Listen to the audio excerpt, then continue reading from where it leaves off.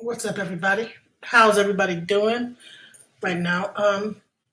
Before I bring up Legina, um, and also it says you need to connect your mic and cam before I can add you to the stream. She's in the back chat. I wanted to show you guys a few videos. She's in the back chat right now, but I wanted to show you some videos that she asked me to share with you guys. First, I want to show the first video to get so you guys can get an idea of who Legina Gold is. So I'm going to play the first video. I would say rather who she was before, all the other stuff, right? So here we go.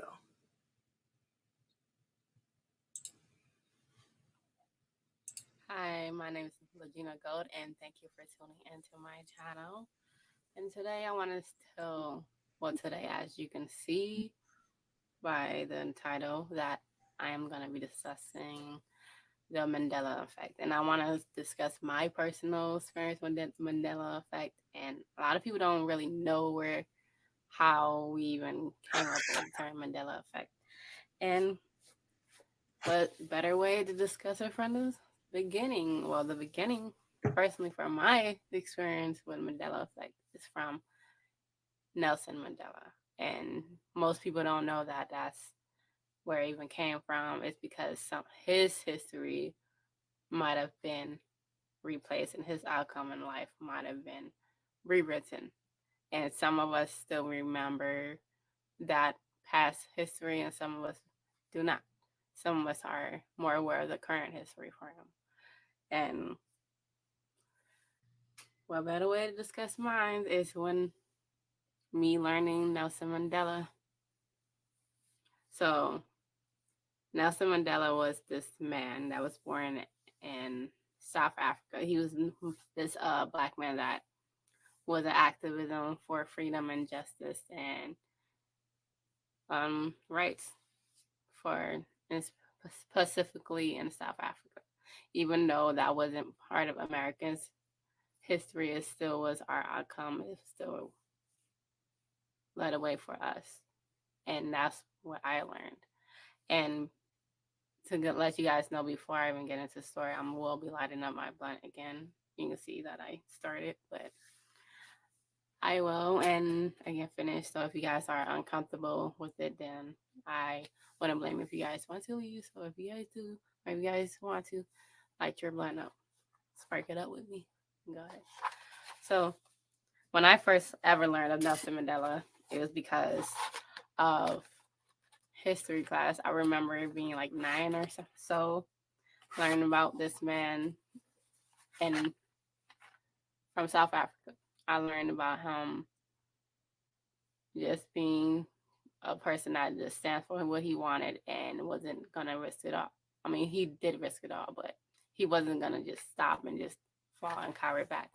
And what pulled a heartstring for me was because, and in the whole story, he died in prison. And I know if you look it up now, it would say otherwise.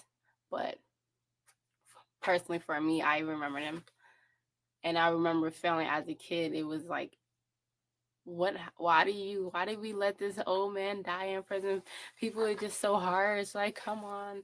And me learning that 2 times, because the Mandela effect also rerun a lot of my other histories that I've also learned too. So it's just like, wow, I'm just living in this whole world.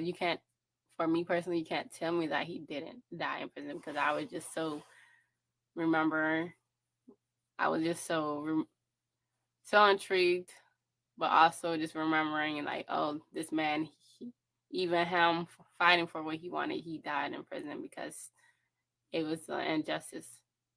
It was still racism at the end of the day.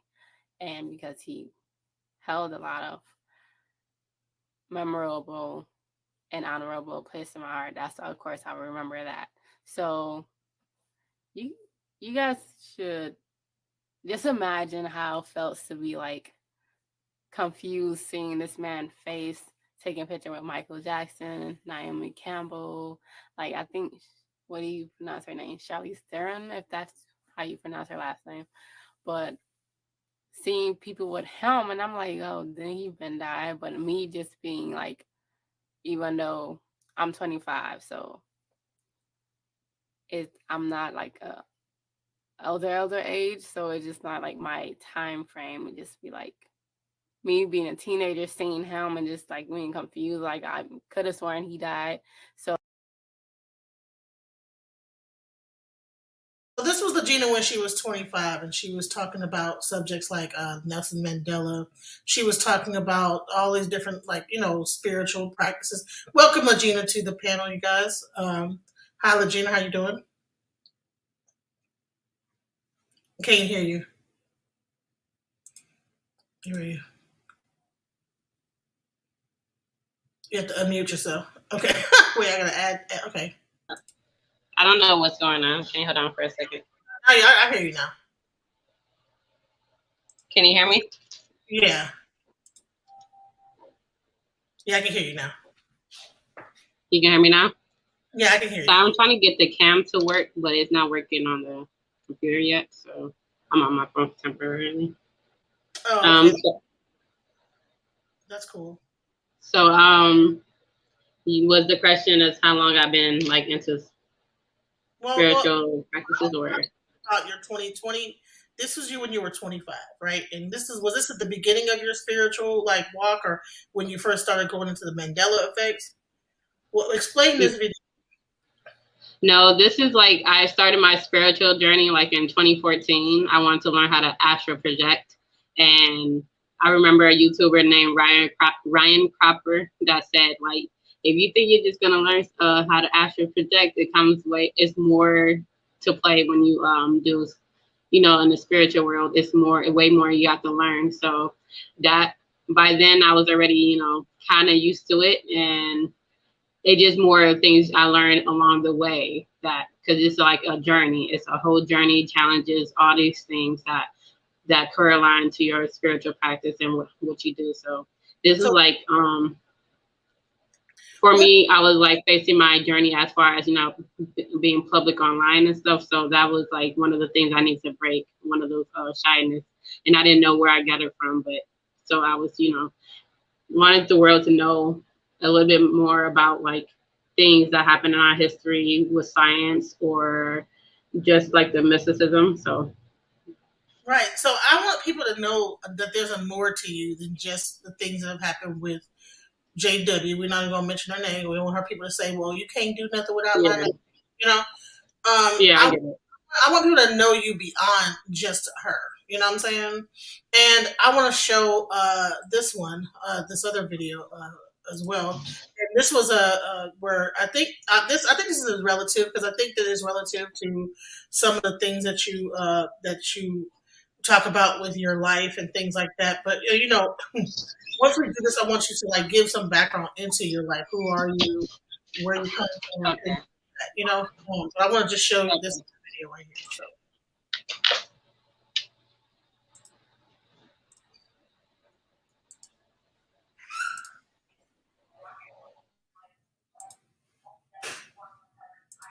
She wants to find out who she is. Character is incredible. She's independent. She's strong. She wants to find out who she is, and she's got great guts. And that's. Okay, thank y'all for coming into my channel and watching this video.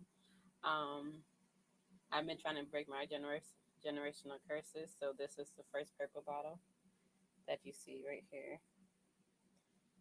It is very dark, and then I followed up with a second one, another purple bottle, and it is how it looks. So right now I'm currently using this blue one to change the mood, but I'm gonna use this again, and this is my protection one. So right now I just got this closed. Now, how long ago when you did this video? Was it when you did this video? I believe that might have been at least this year or last year. It's a recent one from that channel, the Gold Fox. So right. Go ahead.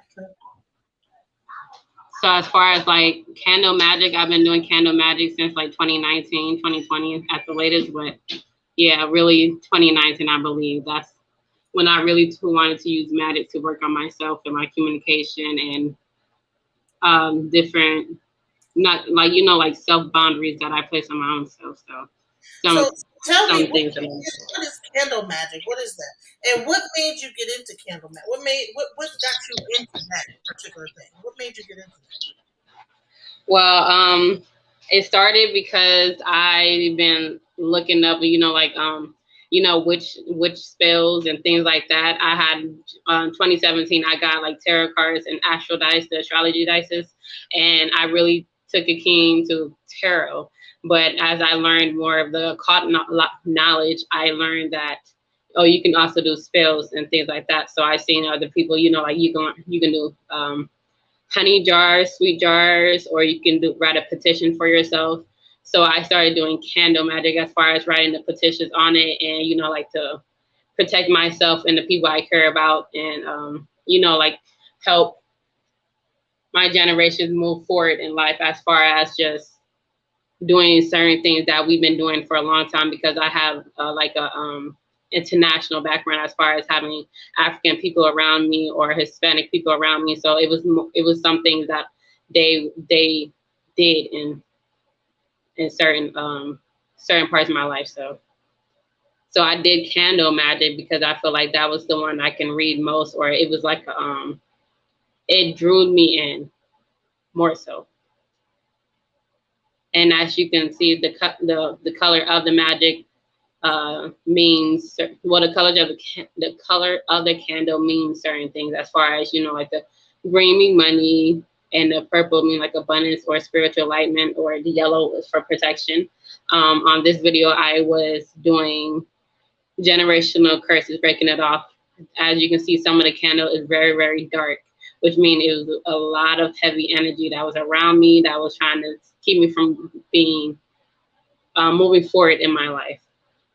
I did a pink candle so I can learn how to have inspiration and creativity. And when I did that for myself, it was very dark. I followed up with a second one, and then now I know how to draw art. So, and you know, create things as effectively. So. Hello, Ethereal Tarot. How are you? How are you? We're gonna go over these like different things. Now, also, I'm gonna invite some people from the audience into the chat. I mean, into the yard in the live to ask your questions. So stay tuned for that. But I wanted to show like, okay, there's more to you than just, you know, what people see as far as like what you're, you know, you being popular on Instagram. What got you into magic, just period? Like, what was your interest? When was the first time you ever experienced something that had to do with magic, or any kind of what you would call like any, you know, people would say, oh, it's a witchcraft, but you know, to me it looks like you're doing, these are herbs you're putting into this candle, rosemary, all these things, rue, and I mean, you know. That's a good question. So it's a lot, it's like a lot of things, but I guess it first started for me like the spiritually wise, as far as myself. My dreams I will have, they'll come true, or my psychic ability was very strong. And I was exposed to like it's a book called High School, or I'm gonna have to send it to you. So if you ever want to discuss, it's like a book where I think they dealt with mostly the Orishas or Ifa practices, because it kind of corresponds to what you do. So it triggered me as far as, you know, like in that book, she was a Black African American female. She had to wear all white because her grandma taught her the spiritual practice, and then things like that. So I had greatly admiration for that. So it just made me more like, okay, I want to be like, you know, African, and, you know, like very deep in my roots as far as my spiritual practices. So it basically started with my dreams, and then the things that, you know, the divine led me to study at that moment when I was younger, up all the way until now. So around that time, I was a heavy Christian. So I was like one of those ones that, you know, like the 10 commandments, or so you couldn't do certain things. So I used to follow along with that. It's so tough, and it made me very judgmental without realizing like I can't, judge God creations, whatever they choose to practice in life. So but it also, I was still, feeling like something was missing. So with my spirituality, it gives me great comfort to keep doing this and helping other people, because I do see the results for them. It's not me really doing it. It's just me clearing out the paths and bringing all the good things for them. As long as they do the work, and that's it. That's their credit, because I don't, in my line of work, I don't force nobody will, and I wouldn't do that to nobody. So it really started with my dreams, trying to figure out why I'm having psychic dreams, why me, or is it me warning myself from the future to the past, and I just got it at that moment, or things like that. So it's just me just finding out the occult knowledge, the hidden knowledge.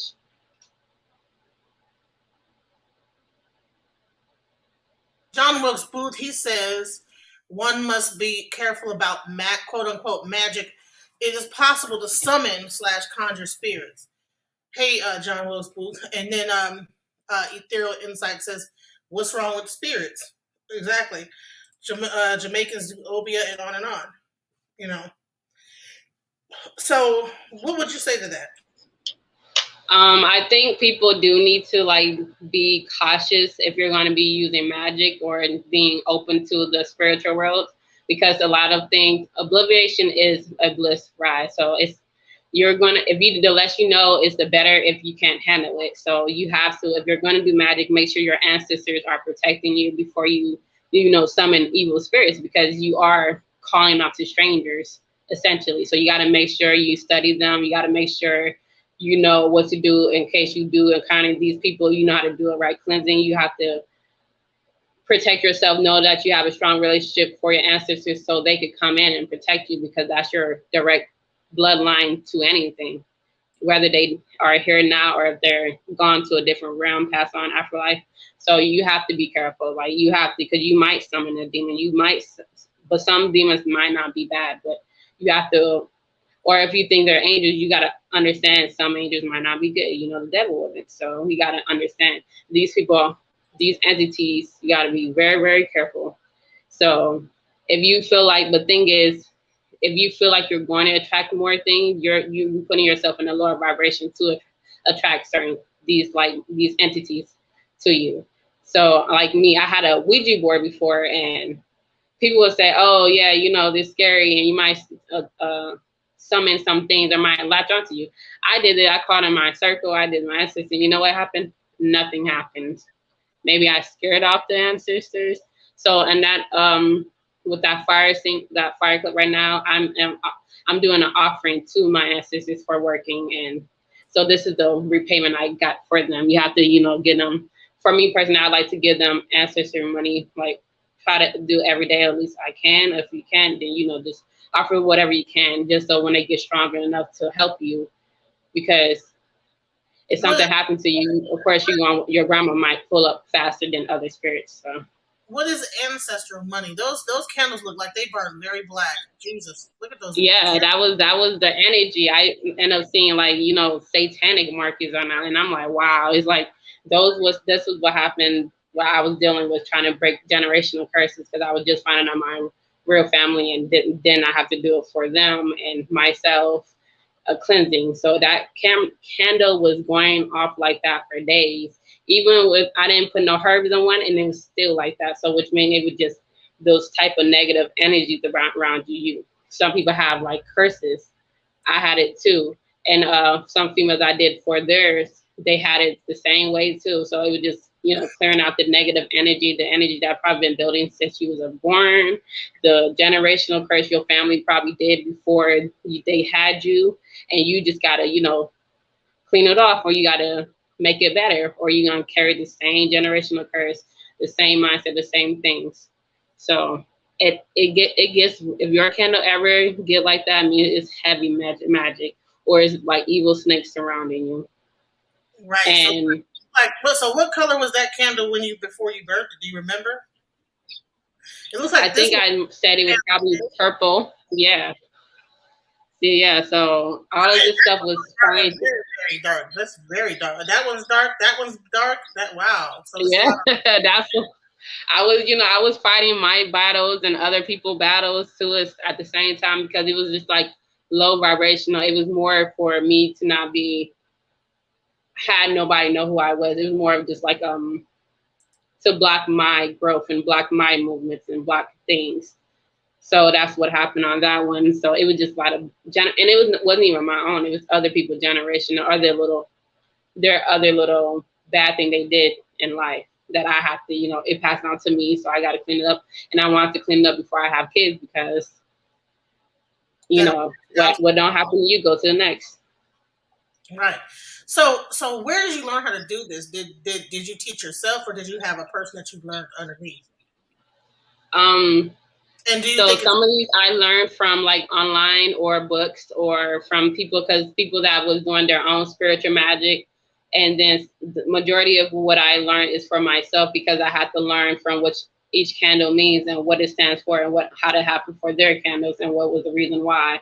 And it so basically, online on YouTube, majority of the time, books that help too, and all of these things correspond with each other for me to learn it, and then I have to do it myself and be careful and learn more things and do it for others and see what's the area they want it done in their life and help them get to it. The thing is, when you do candle magic for others, you got to make sure they are good. For me, I always say, like, it has to match up to, like, if it's, make sure it doesn't hurt nobody. If it hurts somebody, then it won't work. And if it's like that, they might get their karma. But that's not my intention to make somebody. I would just rather, they come with a genuine heart, not trying to do somebody what it will. The magic will just protect you. So whatever you have, somebody that's coming for you, then you just wait. They're gonna get their karma. So it's just for you to be in your best situation. You don't have to ever have to, do something bad. But I've done works for people that was bad, that I wasn't aware that they was bad. So when things would happen to them, as far as like I did one for this one person, and the same day his sister ended up getting into domestic violence. The next day he got into a domestic violence. He ended up getting his hand cut and his stomach cut. And it was because he probably was, touching on kids, and that's what his karma was. So that let me know that, okay, that's the backfire you get. What you put in earth, you're just gonna get your karma regardless. So it could get very intense. So it just ethereal insight said you should burn Baileys instead. What is the difference between just burning the actual herb versus putting it on a candle? The herbs will help. So, like the bay leaves, the long leaves, the green leaves, it will attract money for you. And the cinnamon and cloves will bring like abundance, but it also make it faster because you are utilizing these herbs to draw and release and protection. These energies will bring like abundance and also spiritual protection to everybody. So it's more, if you use herbs and be grateful to the herbs and thank you for them for bringing their little energy to your candle, then it'll be more effectively. I'm not saying a blank candle won't work, but it will work. But as far as you wanting like more things like attraction, protection, more knowledge, safety, something like that. So it will help you if you use those kind of herbs. So what is the science behind the candle? Why is it a candle? Why is it not like with some oil and just set it on fire? Or why is it not just anything else? Why is the candle important? Because we use candle because it have all the elements as far as air, the liquid that turns to the solid form that it is, the earth bound. So, like when people have birthday cakes, they have a candle and they tell you make a wish, but you're not supposed to tell nobody to make a wish. So you make a wish, you think of what you want, and then, blow it out. For a candle magic, try not to blow it out, okay? So if you have to snuff it, you can pinch on the light or, snuff it to make it stop, but don't ever blow away because you're just going to blow your wishes away. So that's like the kind of the matrix that they have us believing. So when you have a birthday cake, just say, make a wish for it, and then, pinch it out, or, make sure you not to blow out the fire, but, make sure the fire do come out. So whichever way you can do that. so you can keep your manifestation and your gift. It's the same way when you go to church and you have candles around you, or ceremonies, and they have that in ritual, the fire around you. It is basically the small variation of that. So Right. that's what. You realize that people, like when they're in those Catholic churches and they have a bunch of candles around, they don't blow those candles out. They put them out, and even have a candle thing that they put on there to protect them. So people don't realize that even in Christianity, that they're utilizing some magic. You know, that they're actually, when they have like the Catholic Church, they're utilizing magic when they have those candles there, and then they use that thing to put them out. You know, it's like a little scepter that they put on there, and they snuff the candle out. You're right. Yeah, so, exactly. Yeah, I didn't never start to think about when you blow your wish away. When your birthday, you say make a wish and you blow it, you're blowing your wishes away. Well, that's interesting. Yeah, they like to make us be able to do our practices, but also in a backwards manner. Like they had a lot of things figured out because we had done this for so long. So all they had time to do was study us and, you know, do the opposite of that. So it's just something we've been doing. Like all the herbs that we have, it's in our markets, it's in our local grocery store, in Walmart's or Kroger's. All these ingredients we have for the kitchen magic or herb magic is right there underneath our eyes. But some people just don't grab it and use it for the magic or get protection, or at least something to clear out the energy that's around you, because you also pick up people's energy too. If you have like a lot of bad luck for something, you might be picking up somebody else's bad luck. And I had to learn that too, because you know, by nature you want to help somebody, and by nature you want to feel like you be around somebody, not knowing what their intentions are.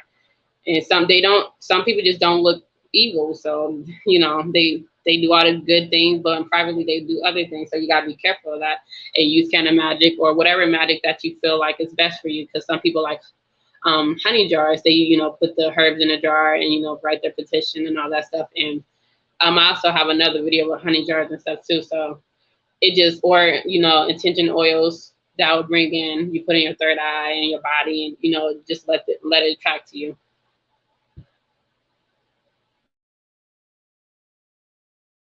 So can you define magic? Can you define it? Magic for me personally is like an energy. It's like something we all have. It's like the sixth sense, the sense that we can see things that's in a different light spectrum, that we are in a sense that we can control the energy, you know, like an alchemist. We can control and transform. That's the type of sense we have. So magic is just crafting the energy. You're just being an alchemist, changing water to wine, rocks to gold. So you're just changing the energy, the gas, the physical, and water, the liquid, all that energy change to something. You have the gas, the air that we don't see, but we need the air to breathe. So that's what magic is.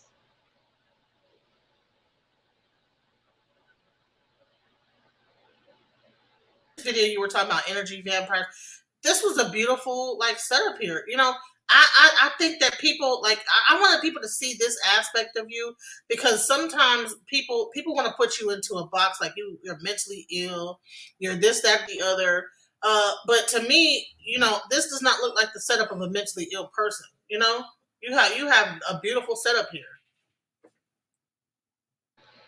Thank you. And with the negative comments, I do have positive comments too. But with the negative, people only judge what they're scared of, what they don't understand. So they just don't understand me yet. And I do bring out some energy with some people that's very, you know, very intense, very manipulative. So those type of energy, I bring that out in them. If you're a good person and a good, genuine hearted person, then you'll see that aspect in me.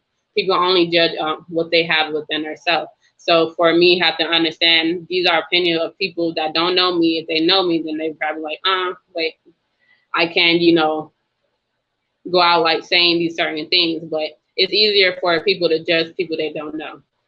And because this is like a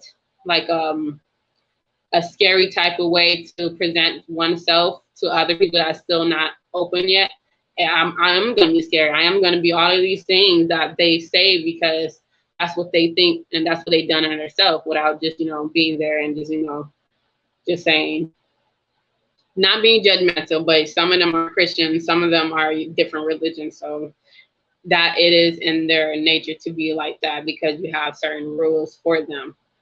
And it is what it is. It definitely is what it is, and bottom line is that like I think more people need to see you in this light to understand that you do have gifts, you do have spiritual gifts.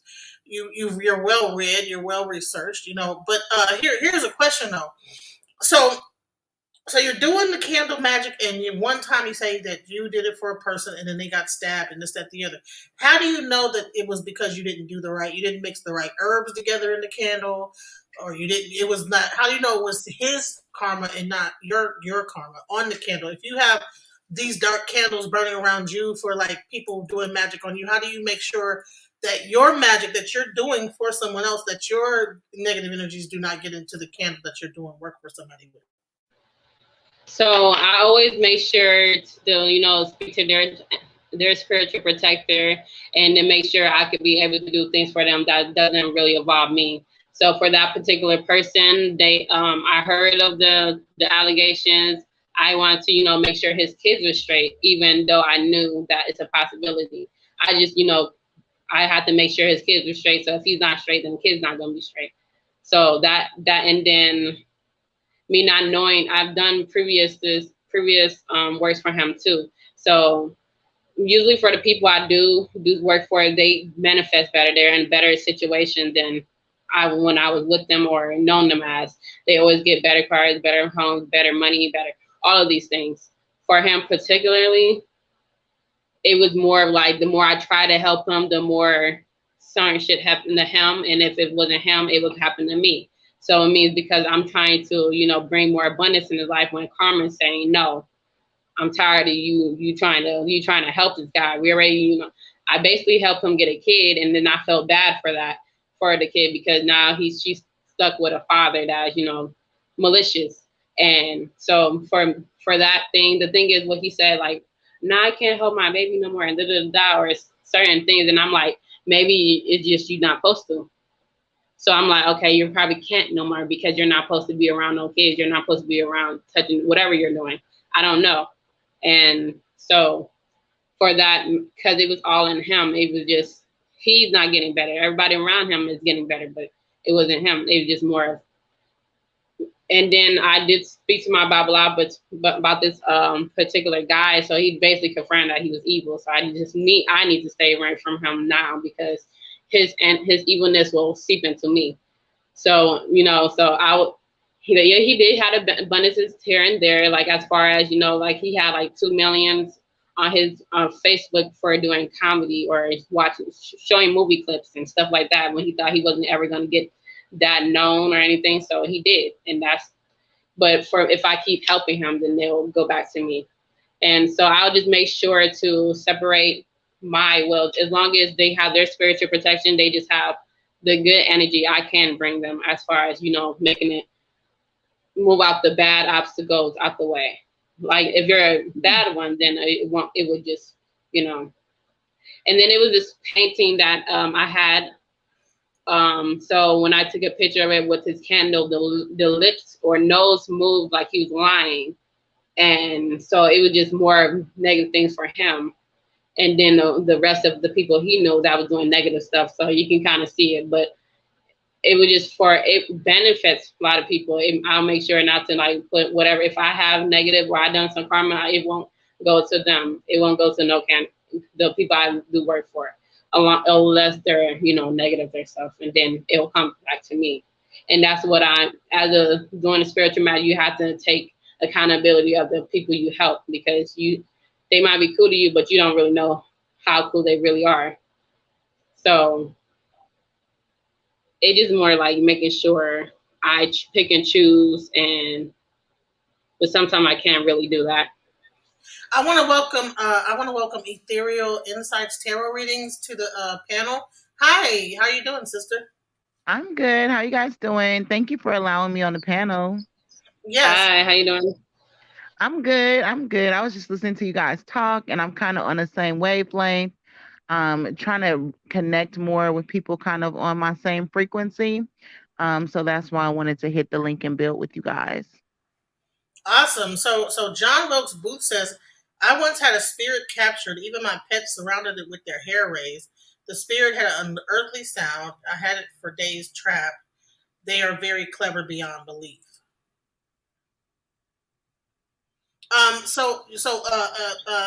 Ethereal Insight. So you work with candles. You seem to know some things. Do you have any questions? No, not really. I wanted to come up because like how you were like how people were saying like, oh, like they think like she's crazy or unstable. I wanted to say like what I'm noticing is that like with black people, like when we work with our ancestors, whether it's in the media or amongst each others, our ancestors tend to be like villainized, you know what I mean?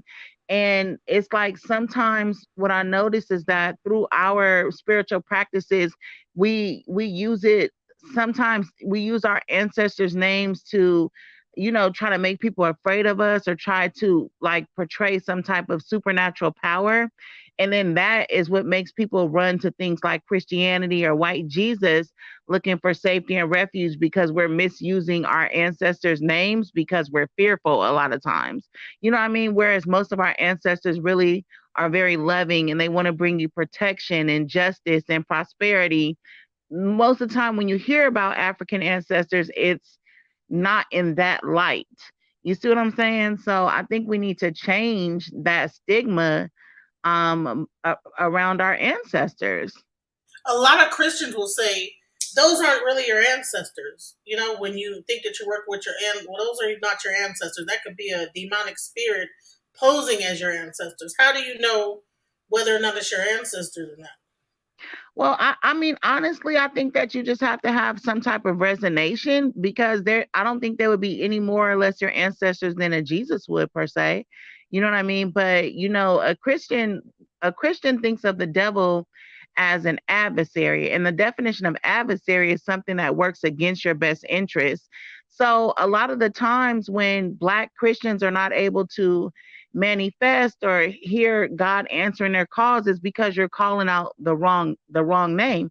Like we have African versions of Jesus, you know, like our Legbas and our Elegwas and things like that. And I feel like you have to be aligned with your correct deities in order for you to have that manifestation. But if we're just collectively praying to let's say Jesus, for example, then we're actually increasing the frequency of other people's orbs and their gods and diminishing our own. And that's why, as a people, we're not able to progress as fast because we're actually contributing to the other gods, if that makes any You sense. know what's so wild is that when I moved to Texas, it took me a second to realize this, but there's a botanica almost in every neighborhood, right? So Hmm. and in those botanicas, they are practicing African tradition, right? Hmm. So it's Hmm. almost like we've demonized our own practices that come from Yes. supposed to come from, and then Yes. other people are using it, and they're becoming they're getting the wealth, they're getting they're having. Yes, yes, that is so true. And then to top it all off, this is what they do too, because I'm Haitian, right? So I practice voodoo or voodoo, whatever they want to call it, right? But so what they do is like a lot of these educated people like in Harvard and stuff, right? So they had the anthropologists. A lot of this is done through anthropology, right? So they had like anthropologists like Wade Davis or Zora Hurston. They go into these indigenous countries like Haiti or South America, and they look for the herbs and the plant magic and try to study it. But as they're studying it and kind of harvesting that energy for themselves to apply to their science, they're villainizing it in the media. So, like for instance, in Haiti, you know, they had this plant, and the plant basically can like kind of like paralyze you. It's like it's like an anesthetic. So they went to go capture the plant to use it for whatever their reasons were. But then they became fearful of the power of the people there. And a lot of the US military were afraid to go into these indigenous spaces because of the power of the people. And so, to make the military fighters comfortable, they started to dumb it down and villainize it in the media by making movies about zombies and shit like that because they wanted to take the edge off of the fear that their people had in dealing with our power. And then so that became the cultural phenomenon where African deities are associated with zombieism and being cuckoo and all that different stuff. But they did it to stop people from being fearful of fighting for the military. They know better though. You know what I mean? The real people who are using our magic, they know better. And the cold part about it is one of the definitions of black magic is manipulation. And so a lot of the dark magic energy that's being harnessed is simply hatred concentrated that plays with your mind and convinces you to create a negative space in your own life. You end up doing it to yourself from the mind manipulation. But herbs and plants, that's not what's harming you. You see what I'm saying? And neither are your ancestors. They're protecting you. Right. And also, you know, I thought one day I said black magic, right? They call us black, right? We supposed to be black people. Mm-hmm. I'm wondering if they use the word black magic to describe that it came from the black people. Like, yeah, you are right. The black magic is black people magic. The black matter, the black energy, the humans have that magic. And then you have like different tradition as far as Wiccan. That's more during the so-called light magic. So that's, I feel like for their ancestors, you know, like the Odin, the Valkyries, all of that is for, you know, the Caucasians people. And I feel like black magic is the, you know, voodoo or African spirituality, all of that offers hue magic. That is what we're supposed to do, but we, you know, follow different gods now as far as, you know, Christianity, how they follow, even black people that, you know, some of them are Muslim too. And I'm not trying to knock any practices, but it's just more of like, it makes us rely on different gods that don't look like us. Because even the Christian Bible said God made you in your own image. So if you look in the mirror, what do you see?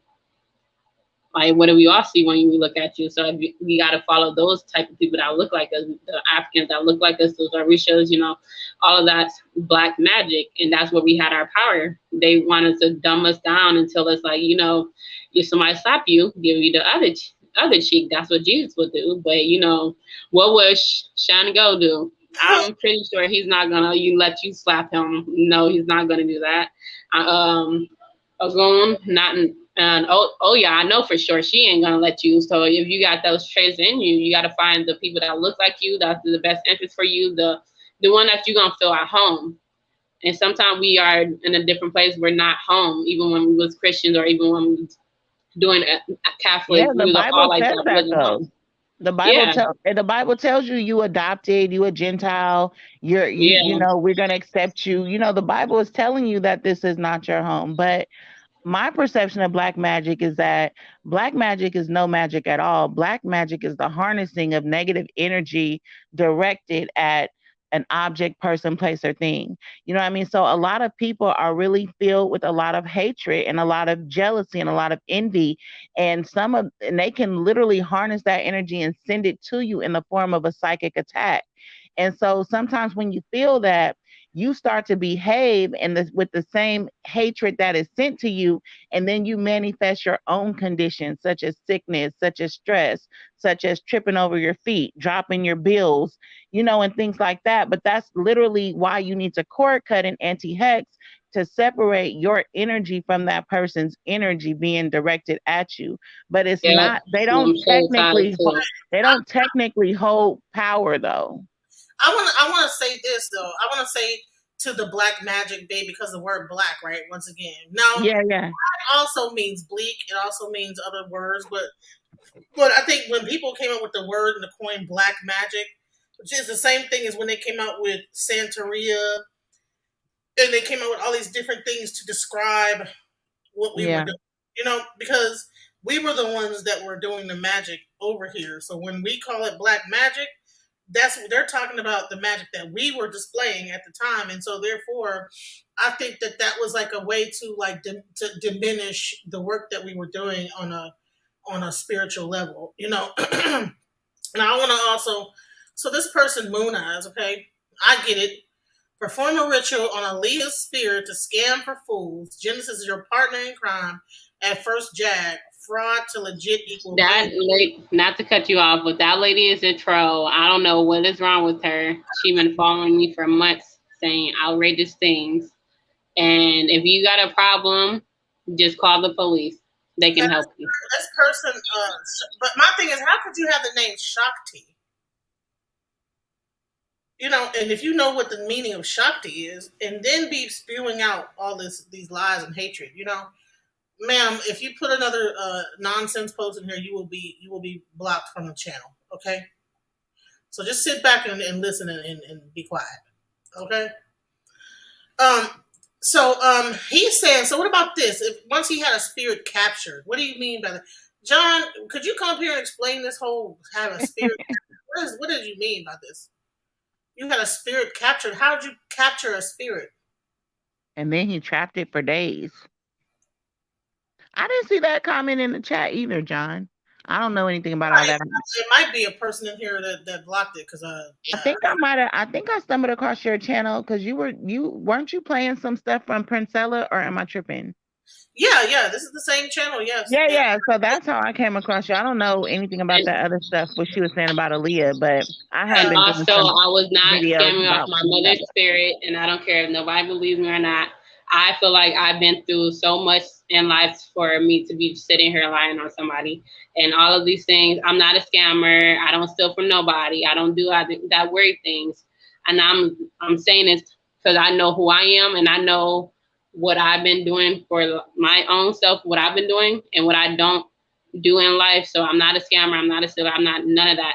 And you can be negative. That's y'all gonna be negative until y'all see what I'm saying is truth, and then y'all gonna turn around and back off of what you're saying. So I'm just doing the trial basis I have to do. Like all the great enlightenment people have to do. Sometimes we got to get the negative with the positive, and I'm accepting with that. So I'm just clearing up on what I'm saying. It is because that's not right. If she's following you around, stalking you, that's not cool. So Moon Eyes, you're blocked. Okay, if you ain't got nothing good to say, then don't say it at all. That's what I was taught growing up. You ain't got nothing nice to say, don't say it at all. Same. I got that too. Yeah, but if you're gonna do, like, when you do spiritual work, you have to work on dissolving your ego. Because, like, when you defend yourself against things like that, you're using your energy, and it's all because you have an ego conflict. But if you dissolve some of that and just let it live, then you'll harness more power in your spiritual practice. You know what I mean? So I know it's not fun to be a troll or be trolled, but you have to uproot the spirit in you that feels the need to respond to stuff like that, because it's hitting you somewhere, and it's going to block your energy at some point. Yeah, I get it. They just that lady, like, she be following us, and I feel bad because she know her address, so she put there out there and all that stuff. But I understand what you're saying. Like, my ego, I know what she's saying ain't true, so I'm gonna just go address it less. Yeah, just save your energy for your own purposes. Don't feed it to hers. If you can come up here, I want to talk to you about this spirit you had captured, and tell me about that, because that's interesting. I never knew you could capture a spirit, and I don't know. I know it sounds so like an oxymoron. Is that if you think about what a spirit is? Yeah, it's like capturing air or something like what? Exactly. Like, ain't it slipping through your fingers? Like, what you mean? Or did you put it in a jar and put a lid on it? Or did they put like some salt circles or something and trapped it, or some sigils? I don't know how they did it. I don't like it. Yeah, because I felt like he was white, so I'm like, okay, he's more of a Wiccan, or you know what I mean. So I don't know. Yeah, they learned them Aleister Crowley, and Yeah, I studied Aleister is pretty brilliant, though. I studied him too. I'm not gonna lie. I did him too until I found out like how he was, and I'm like, what he really was, huh? Yeah. You can't invite everything to your table. That's for sure. Yeah.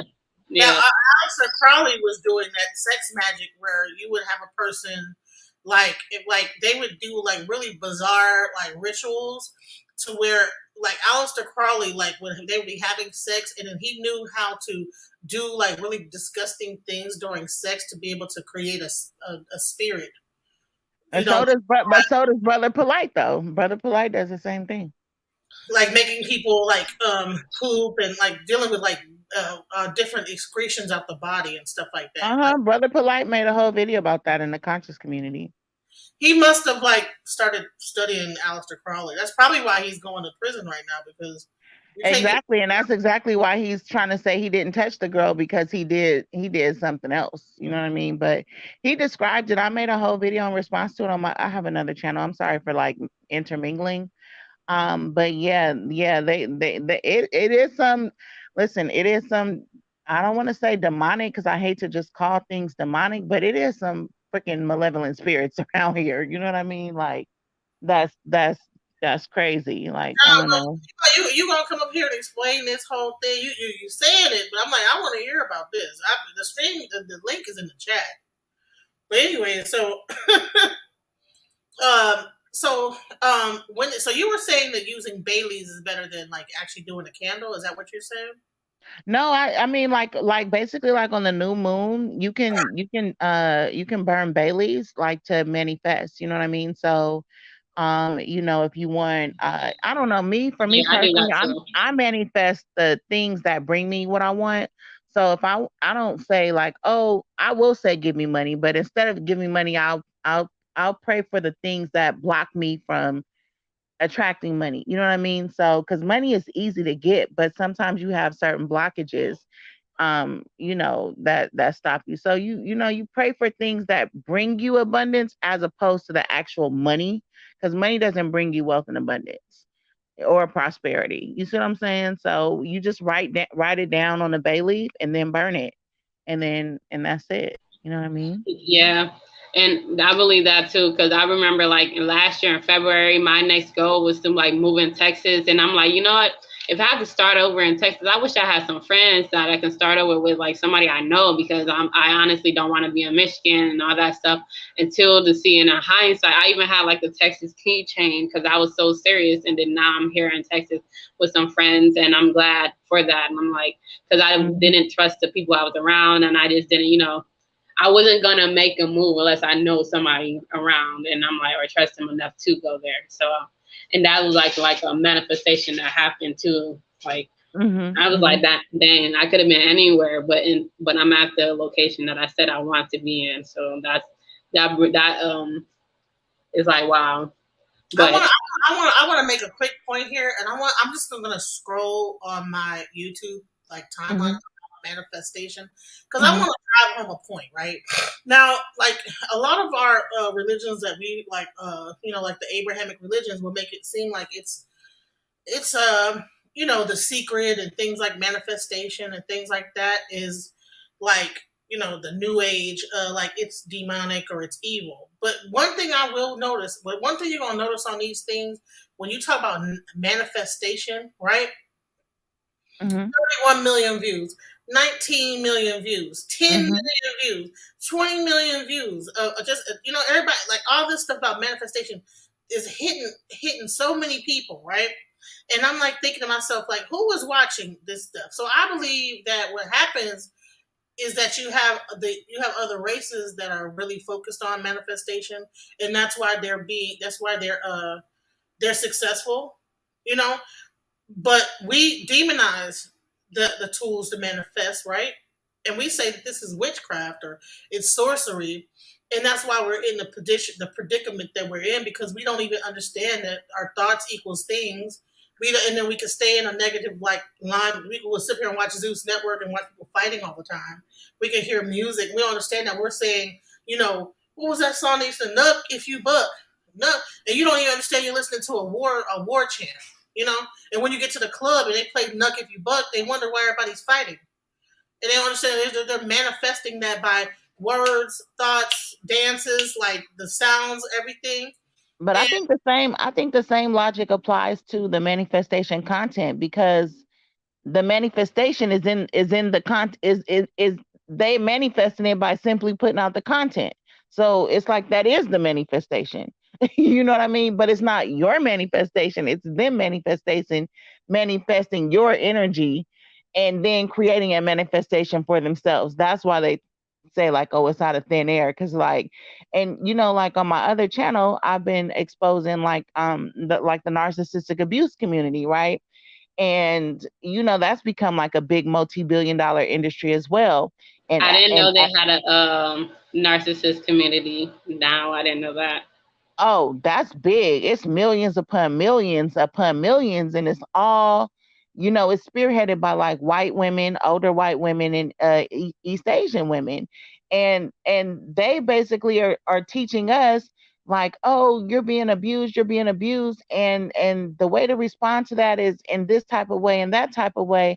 But they're not talking about how we're all being abused by the greater capitalistic system that's convincing us to hate each other and go at each other while they profit from our pain. Whether we're overweight, whether we're poor, whether we're suffering in our relationships, they're creating all of this for us, and then they fix it and build money off of it. It's just crazy.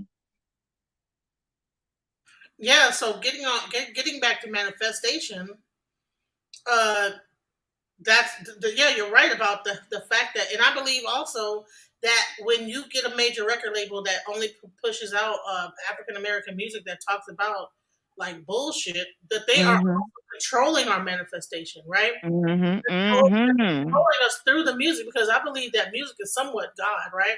Because I Mhm. believe that sound and creation go simultaneously. Like, Mhm.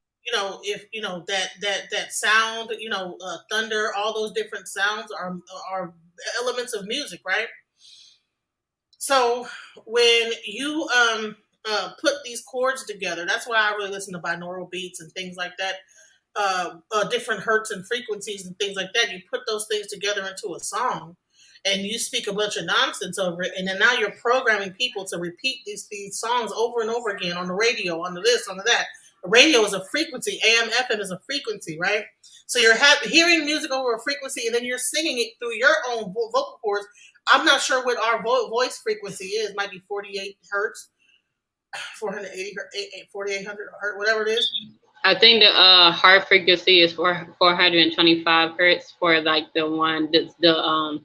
sound that makes our spirit go happy, because they've been playing the devil's interval, the one that make our spirit scratch, and we can it makes it to a form where we're able to be hypnotized, because we listen to it. We feel angry when we do it, or we do ratchet stuff when we listen to a song.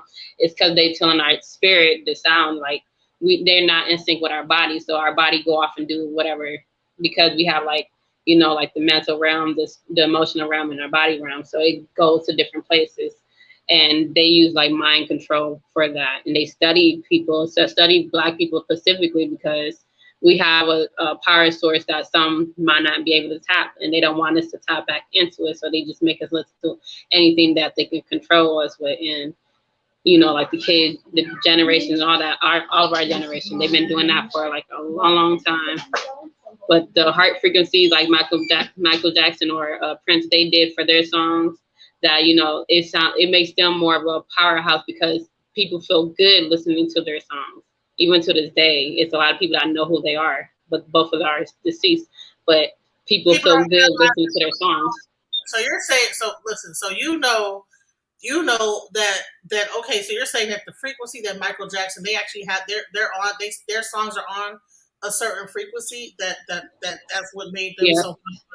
Yep, 425 hertz. That's the heart frequency. It sings to our. We sing to it. We feel lively. We feel joy. We feel happier when we listen to a song, because he got it. They had it in a pitch for the heart frequency pitch, where we're gonna feel good. So everybody else that don't change theirs, even Chris Brown, I heard he did it for his album too, and that's why it probably was the most successful one, because they changed the interval and it made it feel good to listen to it. But So then it look, just what do you guys think about this though, right? Because like, okay, so I'm a tarot card reader, right? And if you study like the tarot of the Bohemians, they'll tell you how each tarot card corresponds to like a music frequency, or like B flat, or like those type of things, right? So if you notice, like when people like, so how you were saying that the way that they push Black music is to lower our frequency, well, it would be the same with them, that they're using certain notes and certain sounds within their frequency for their music to raise theirs. So as you see people like Chris Brown or Michael Jackson changing the frequency of their music, do you also see how their audience and their demographic changes as well, where they become more pop and they start getting more white audiences and things like that? I believe that they're changing the frequency for their people to raise them up through our people's music. Does that make sense? That's a good idea too. That's a possibility too, because of course they want if they're gonna You because see we what have I'm saying? Do you see what I'm yeah saying though? Yeah, because because I'm they sure. listen to our music too, whether it's good or not. They listen to hip hop, so I guess they don't want They don't want they to don't lower want the their bad energy, so frequency. they're gonna change Right. the type of music that we listen. Yeah, that's what they're doing. Yep. Yep. You see what I'm saying? And I think also it's a thing, yeah, major keys, yes, because I was going to go into this, right? So here's the thing. So if you've ever been to church, I have my mentor, Mike Banks, right? When I was learning from him about making music, he said you get people dance on the black keys, right? Then if you mix the major in the minor, right? Mm-hmm. Which say major keys equals happy, minor keys equals sad, right? Now, Mm-hmm. if you notice in church, right, what they'll do is if you actually go to church and listen to the organist, right, Mm-hmm. they know how to. The beginning of the thing will be singing songs about like Jesus and stuff like that, and it's happy. Oh, how I love Jesus, and He, you know, and then when the preacher is preaching, you'll hear when he hits certain, and then it might start off when he's preaching, like the background music might be in like a minor key, and the whole objective is to bring you make people like sad and then bring them up into happiness, right? And if you actually watch the preacher, he's cueing the music, he's cueing the person to play certain chords to like actually make the crowd interact a certain way. Mm-hmm. Yeah, because Mike used to be a church organist, right? So it's a thing where people don't even understand how they're being controlled through music, and it goes the same No, way. that's even true with the movies. They have movie choreographers. They be winning whole Grammys for for choreographing the background music in movies. Like if you think about it, if you watch a movie and it doesn't have background music, you don't even know what emotion to feel about the scene that you're watching. But if they put that don't or that then all of a sudden you're scared of the scene, or all of a sudden you're sad about the scene, or all of a sudden, you know what I mean? So that's 100% true across the board what you just said. Hmm. So that's pretty much what happens in the churches. It's also what happens in African like ceremonies, Yeah. But Yep. instead of like using like chords, they use the drum, right? So that's why the drum is so important, because the drums have keys too. The drums play in a certain key, whether you know it or not. You might just think you're hearing bass. Well, bass hits a certain chakra. Bass hits your lower chakras. The mids hit the mid, and then the trebles hit the head, right? So when you merge all those things together, that's where you get all of that. That's how they're able to manipulate. So he says that music does so much more than moving your body. It moves spirit. It moves, and Mm-hmm. that we are all our body is encapsulation of the spirit, right? The body encapsulates the spirit. So when our body is moving, it's because our spirit is moving. So that's why it's important to understand. And then when we get back into magic, like what Legina what she's been doing with her magic is that when you have colors, right? So different candles equal different colors. Now see right here, you have your chakras right here, you know. So the bottom line is that I saw you said so you had some purple candles, some blue candles, and you were dealing in those higher chakras. The same with the orishas; they all have different colors, right? Mm-hmm. And all those different colors equals different, meridians on the body, and different orishas to focus on different aspects of the body, right? So it's crazy where we would think that all this stuff is like Western or like from India and Asia, but bottom line is that we really need to focus on understand that we were the creators of these things. You know what I'm saying?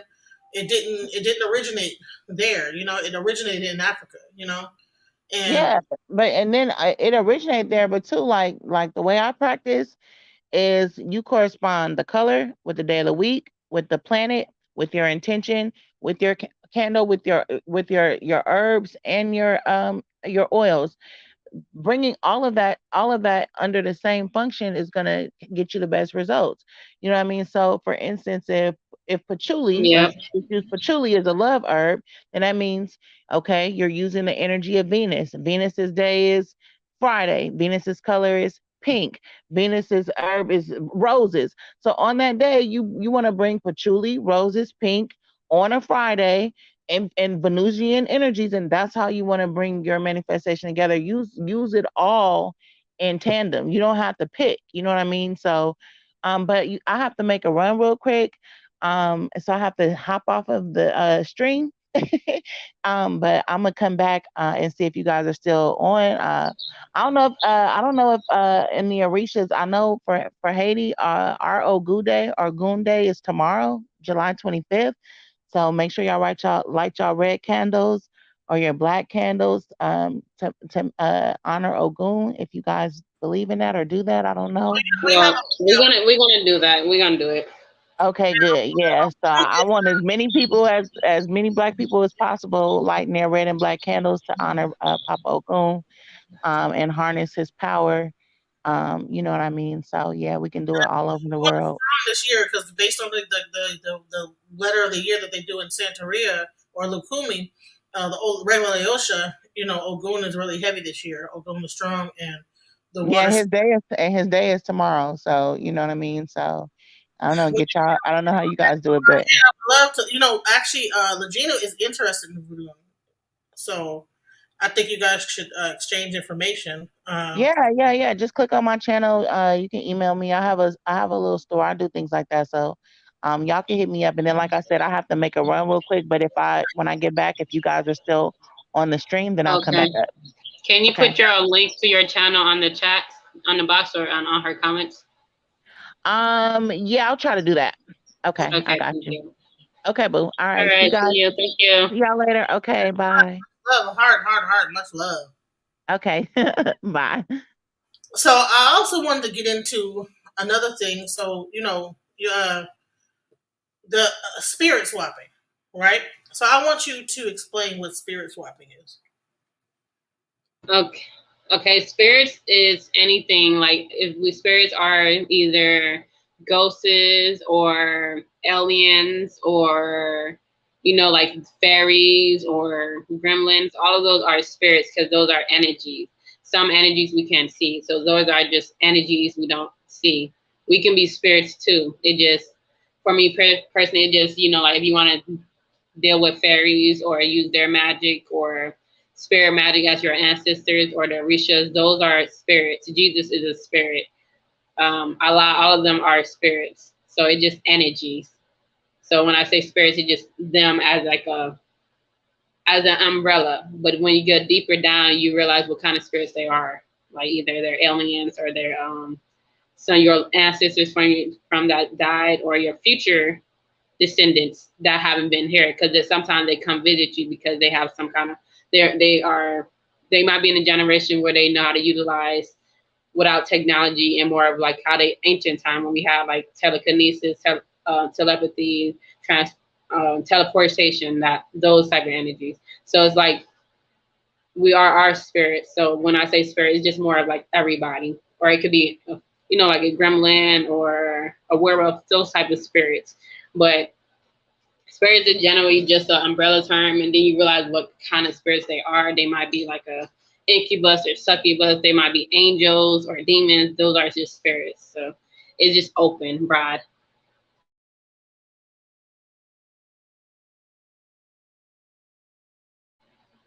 Hello. So there was a video with the bear, and I was trying to find it where he was discussing about your spirit swap. So I'm not sure how to find it.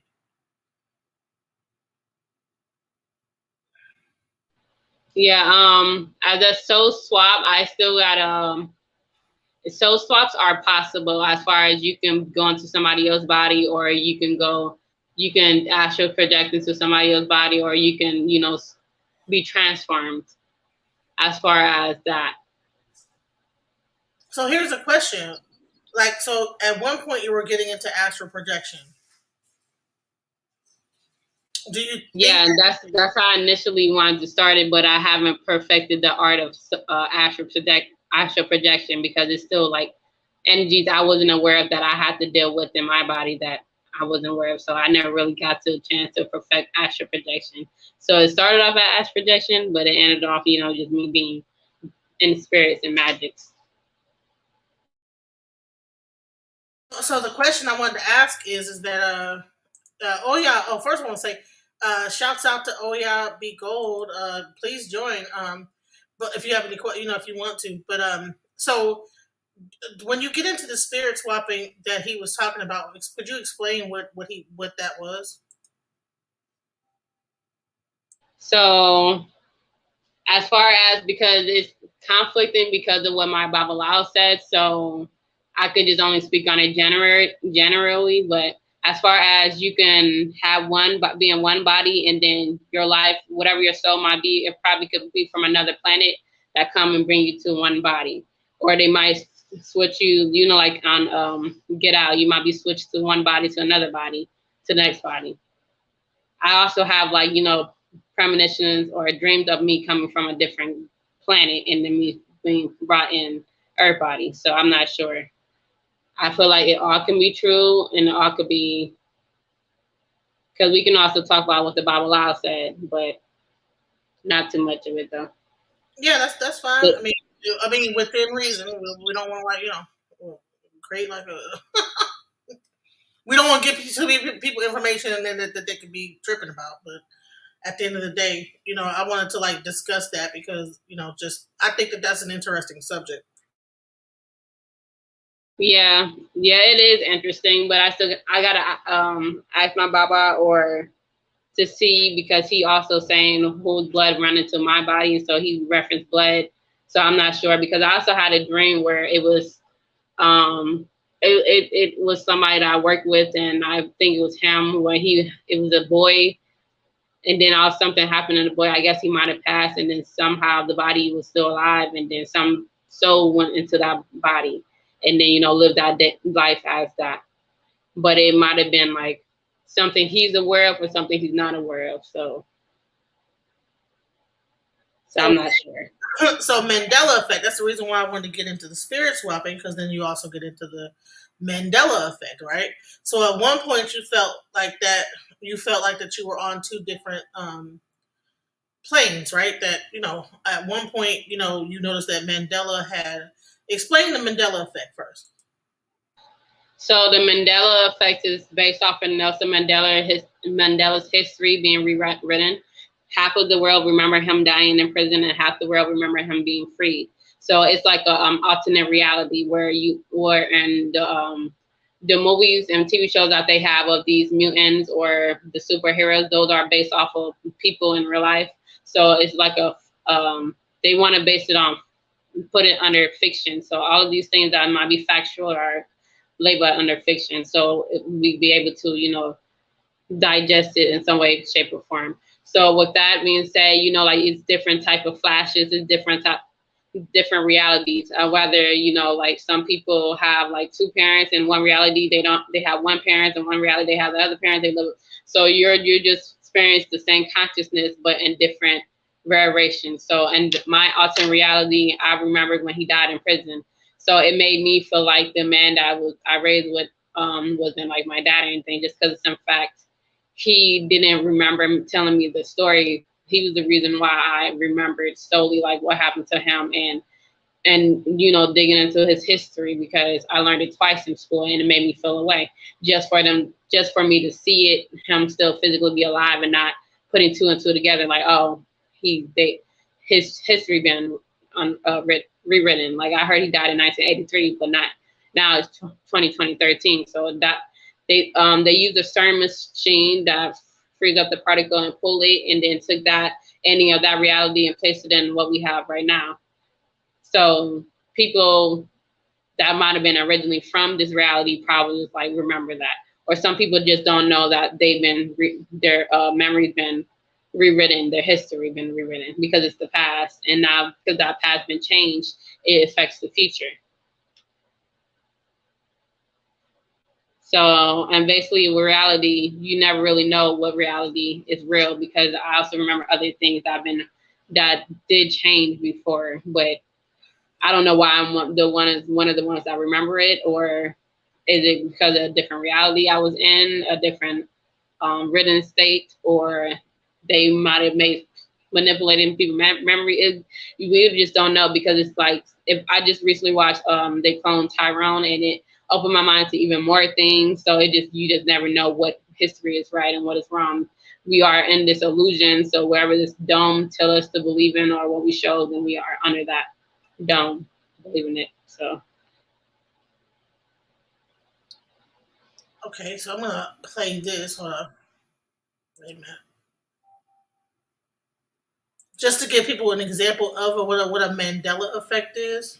Let me just show you this, okay?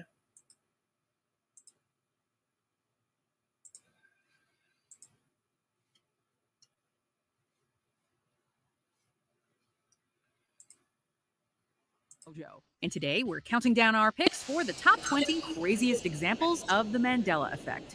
For this list, we're looking into the strangest instances of collective false memories, otherwise known as the Mandela effect. And no, this list isn't one itself. We did do a version of this already. We're just adding more entries. It's time to bring her in, George! Number 20. It's a beautiful day in the neighborhood. Your childhood might not look the same after this.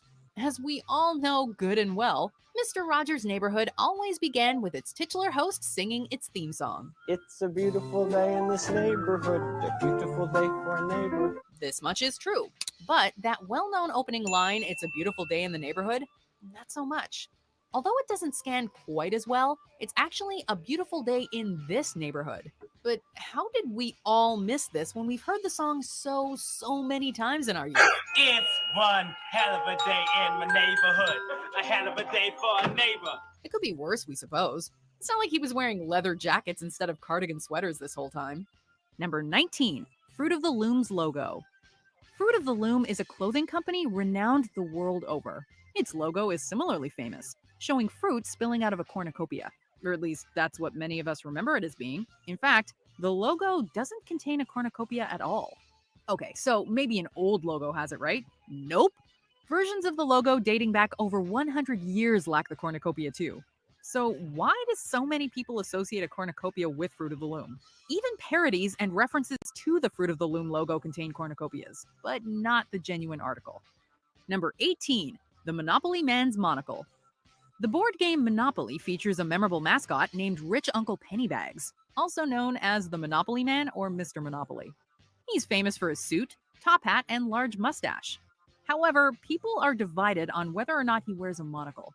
Reality seems to favor that he doesn't, but our memories of this childhood game can't be false, right? Ace Ventura, pet detective. And you must be the Monopoly guy. Heck, even Ace Ventura made the mistake, and he seems like he's got a good head on his shoulders. Could it be as simple as conflating the Monopoly Man with other rich fat cat mascots like Mr. Peanut?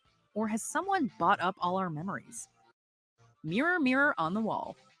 In this seminal Disney animated film, the villainously vain queen famously possesses a magic mirror. To call on it, she says, "Mirror, mirror on the wall, who is the fairest one of all?" Except that's not the line in the Disney movie. Magic mirror on the wall, who is the fairest one of all? In Snow White and the Seven Dwarfs, the queen says, "Magic mirror on the wall." This is a strange case because the original fairy tale has her say "mirror, mirror." It's just the Disney version that's different.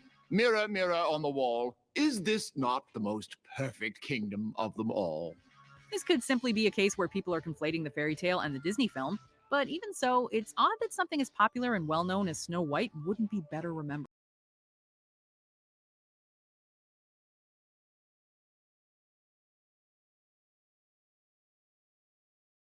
So those are some examples of a Mandela effect, in case anybody doesn't know or haven't heard of it. I wanted to let you expound more on your other Mandela effects that you like been through in life.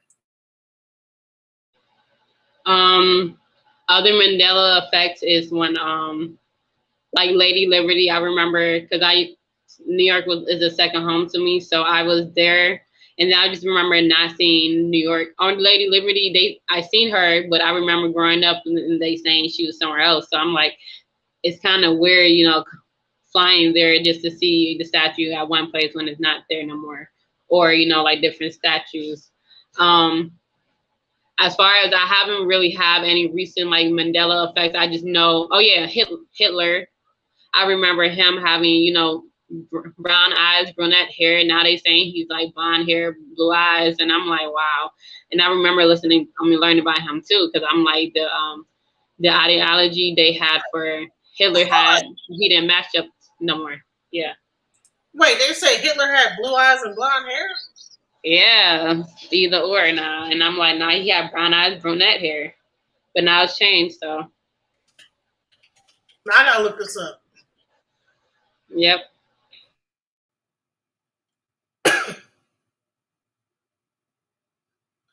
It says he had brown hair and blue eyes. What? Hey, yep, he's changed now, so you know. Yeah, he didn't. Yeah, I remember he had brown hair and brown eyes because people were like all like, you know, saying, well, he was like half Jewish or something like that, or like he was Jewish. Right, he was originally Jewish too. Like he was Jewish. He just turned out his own people. I think he had like a war or beef with Ancestral and all of them. So he just it was his own personal doing. But the fact they rewrote history just to, I don't know why they did it. I don't know the benefits of it. So it's just crazy now. But people will say, yeah, I remember him having blue eyes. Yeah, I'm like, no, he doesn't. He didn't have it for a long time. But you know, that's their history. So we can't really just. It is changed. It's changed history. So I'm going to ask you a very challenging question, right? This is a challenging question. Could your remembrance of Aaliyah being your mother be a Mandela effect? The thing is, for me, I remember as a kid, and then I just couldn't explain why I believed that. And so for me, I just changed and like, you know what, she's not my mom. It's because we didn't have a lot of memories and history together because she was so busy. So for me to sit there and like, I thought of all that and think of if it is and not, and then for these spiritual people that did give me psychic readings, they verified that she is my mom, either Babalao, the Baron, the Tata. So they all verified that for me. I was willing to, it's easier to believe that she wasn't because, you know, who wanted a dead mom, who wanted like to be hidden away and all that stuff. So here's the thing. So when did you first start having realizing the Mandela effect? What year? In 2019, 2020. But I've been studying all that stuff too. So as far as like different realities or different remembrance, when I started doing my candle magic, all that stuff started happening where I had past life dreams as far as like, you know, me feeling like I remember me coming from a different planet and my mom sent me to a body and they said I wouldn't remember it.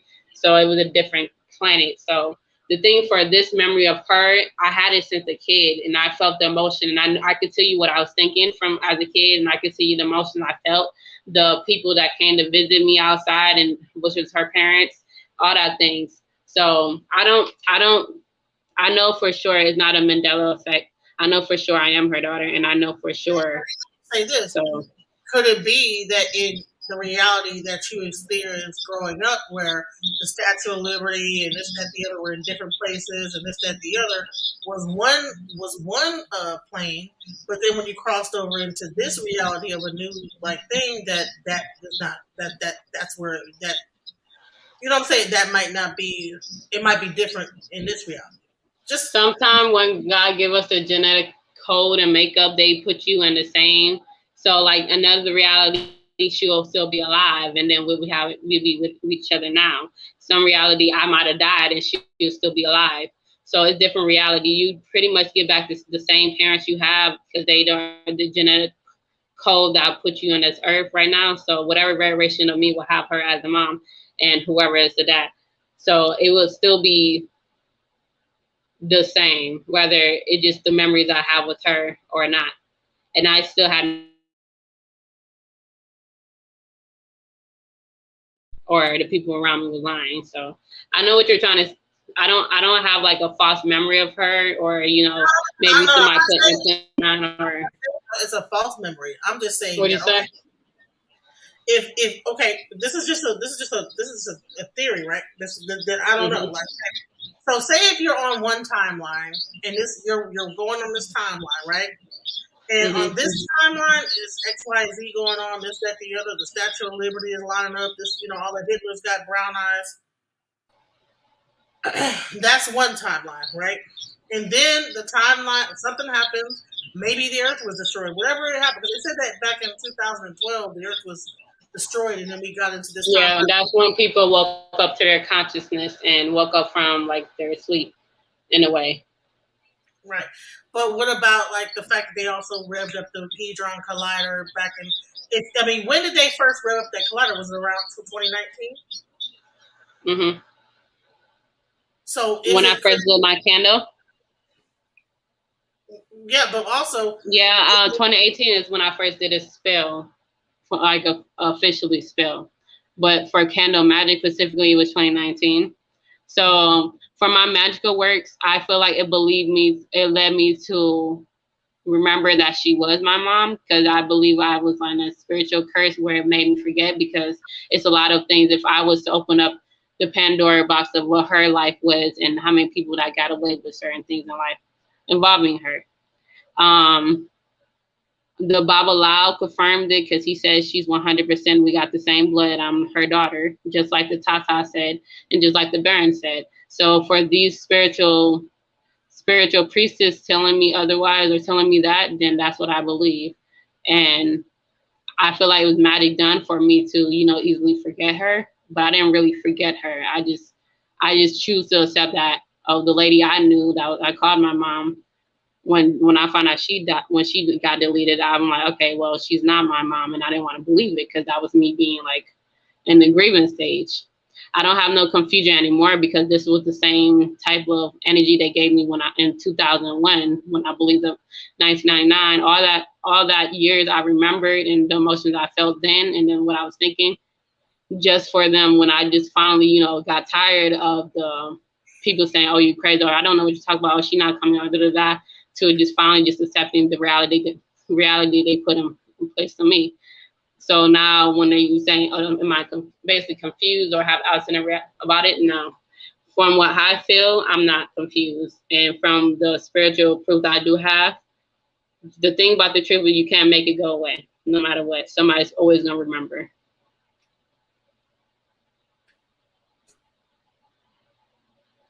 So you're saying that there's no that the Mandela effect would not affect that though? I feel like maybe as far as maybe she will still be alive, and if that's how the Mandela effect, it would rewrite her history. So another reality she would probably be alive, and I'll be right there, and then the truth would have been coming out, and she would probably have said it or somehow. But in this reality, she's dead. And when I was a kid, I didn't want to believe that she died, so I just didn't believe it. I'm like, well, she's the singer one. She's not the one I knew already. I'm gonna split them up together, and Doctor, what was that? Dr. Strange, right? Yeah. Yeah. So I'm just trying to get some, just think about some other things, right? Where it would make sense, right? Because if at one point think that I've experienced Mandela effects, I still realize that in the field of dreams, if you build it, they will come. Yeah, but the thing is, it wasn't a dream. It was something I was running from as a kid. I'm like, no, I'm not about to believe it. I'm not about to be stuck in the background while you giving praise to the family that the world know of, and not me. So that was me hiding from my hurt, and me just believing like, okay, you know what, this not like a normal, like some people don't see their kid all the time. So for me, I'm like, I have to come into my mind and write certain things off as far as, maybe she's not it. Maybe I won't see her again, or I will see her again when I'm an adult. And, those are the emotions that I buried. And then I had to learn how to deal with it, even now, the rejection, the disappointment, the grieving process. And I feel like, because the thing is, you heard the Baba Lao said it yourself too, even the Tata, he said it before then, or the Baron said it too. So all of these people saying, oh yeah, she's your mother. You have to free her from being a trapped spirit that's suffering because she wasn't able to tell her truth. So that's what I'm gonna do anyway, is be able to be the voice piece for her, because she died, well, she got deleted, and she never got her justice. And people want to feel like, oh, because she's known or she's a celebrity, that she didn't have her own secrets, her own life that she dealt with. People didn't know that she was married, and she denied it too, but now it's proven that it was. So it just, we put people in a higher pedestal without knowing that these people are human too. They've been in a fucked up situation too, and I understand, because nobody want to be like labeled as a teenage mom or things of being promiscuous. I don't know what's her reason. I don't know if she got violated or something. I don't know. For me to say all these things, I have to know that I'm the reason why. I'm the product of all these, what might be negative things out her life. No, I don't know.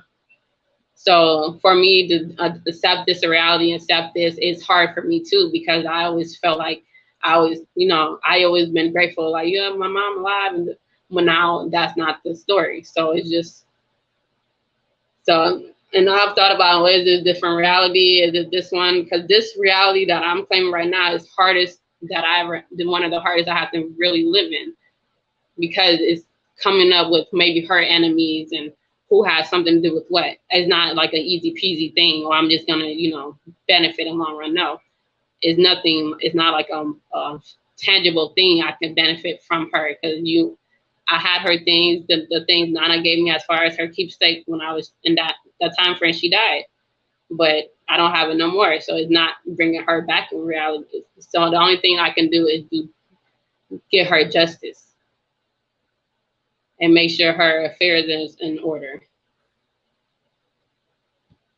And I know it's hard for a lot of people to believe, because she impacted so many people's lives, and you wouldn't be able to feel like, dang, 20 years of secrets, damn, this happened and I didn't know about it. Like, that's the type of energy I feel like a lot of people are having problems with.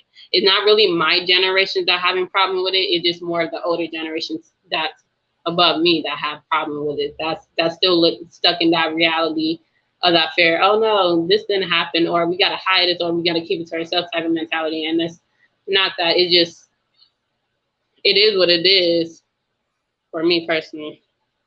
But say if it is a Mandela effect, it would be a thing to where in this reality it might be different. So therefore, that and the thing is, if this reality is different than the Baba Lao, I have recordings of him too saying, "Oh, the woman you are related to this woman and that woman too." The Baron or the Tata, as far as he was the first one to say, "Oh, your mom." Well, the Baron said it. My mom's soul is trapped on Earth, and then asking Tata, he said, "Oh, her daughter can free her," and saying stuff like that. So if that's the Mandela effect, it wouldn't impact these spiritual practitioners that's telling me that when I get my readings from them. Well, the thing is that about Ifa and these things are like they don't go with, like, time is like of no. So like all these different realities, you know what I'm saying? Like it's like a thing where but he said time and space. He said y'all have the same blood running through your DNA. Y'all have the same blood. He said it with her mom, saying, "Oh, this lady right here, y'all got the same blood. Y'all got the same blood." And how about? And I said, "Well, I was her daughter," and he said 100%. So maybe if you're trying to say a different reality, maybe my soul is from a different planet, and then it came to this body, and that's the daughter. Maybe we were all on one timeline at one point. The ones that remember certain things about how things were all in a certain time where let me finish. Where things were a certain way, and then we merged with this timeline where things are a little bit different, and so therefore that's probably why it might be hard to for people to. I mean, it's for y'all. The thing is, for me personally, I don't have a problem believing it. I have to, because the thing for me, I have to get rid of the people I thought was my parents. Just my whole family, I built it for life just to believe my reality, just to believe this. I lost family members who I thought was my family members, and it's not for a confusion or because people don't want to believe it or not. I believe it. I didn't believe it at first. I thought everybody that was saying it was tripping. I'm like, nah, we family, we friends, no, we family, we're not friends. What do you keep talking about? Oh, why are you showing me videos of Ali and making me feel like you want me to care more than I should care? And it's just okay, so it just like, and I even have her in one of my videos, and I couldn't remember her birthday as far as that month. January, February is months always been. I remember a lot of people's birthdays and a lot of signs, but for January, February, it was always something that like hypnosis, why I couldn't really remember that specific people that's in that month.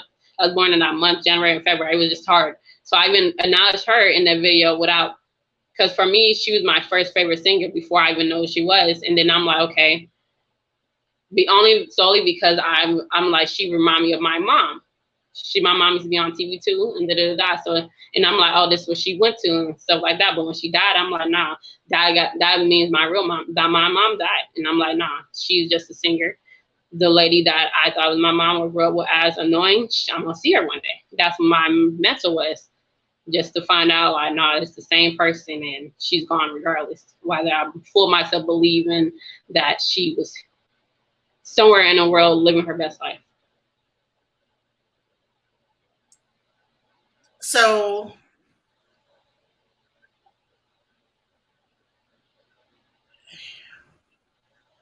why? So okay, from a family perspective, why do you feel like why are you like feel like you're separated from that family that you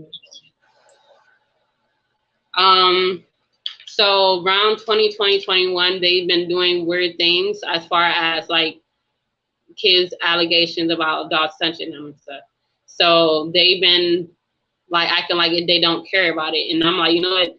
I love y'all. All the things y'all did to me, we family, we blood. We supposed to have each other back, even though y'all treat me like this. All the dirt they did to me, I put it past because I believe that we was family.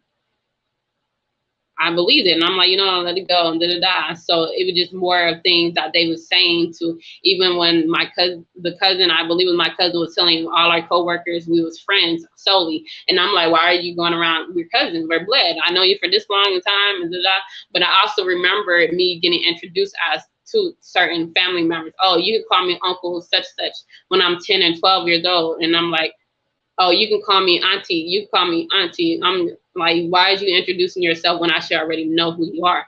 Because they already knew each other. I'm just the only one that didn't know them yet.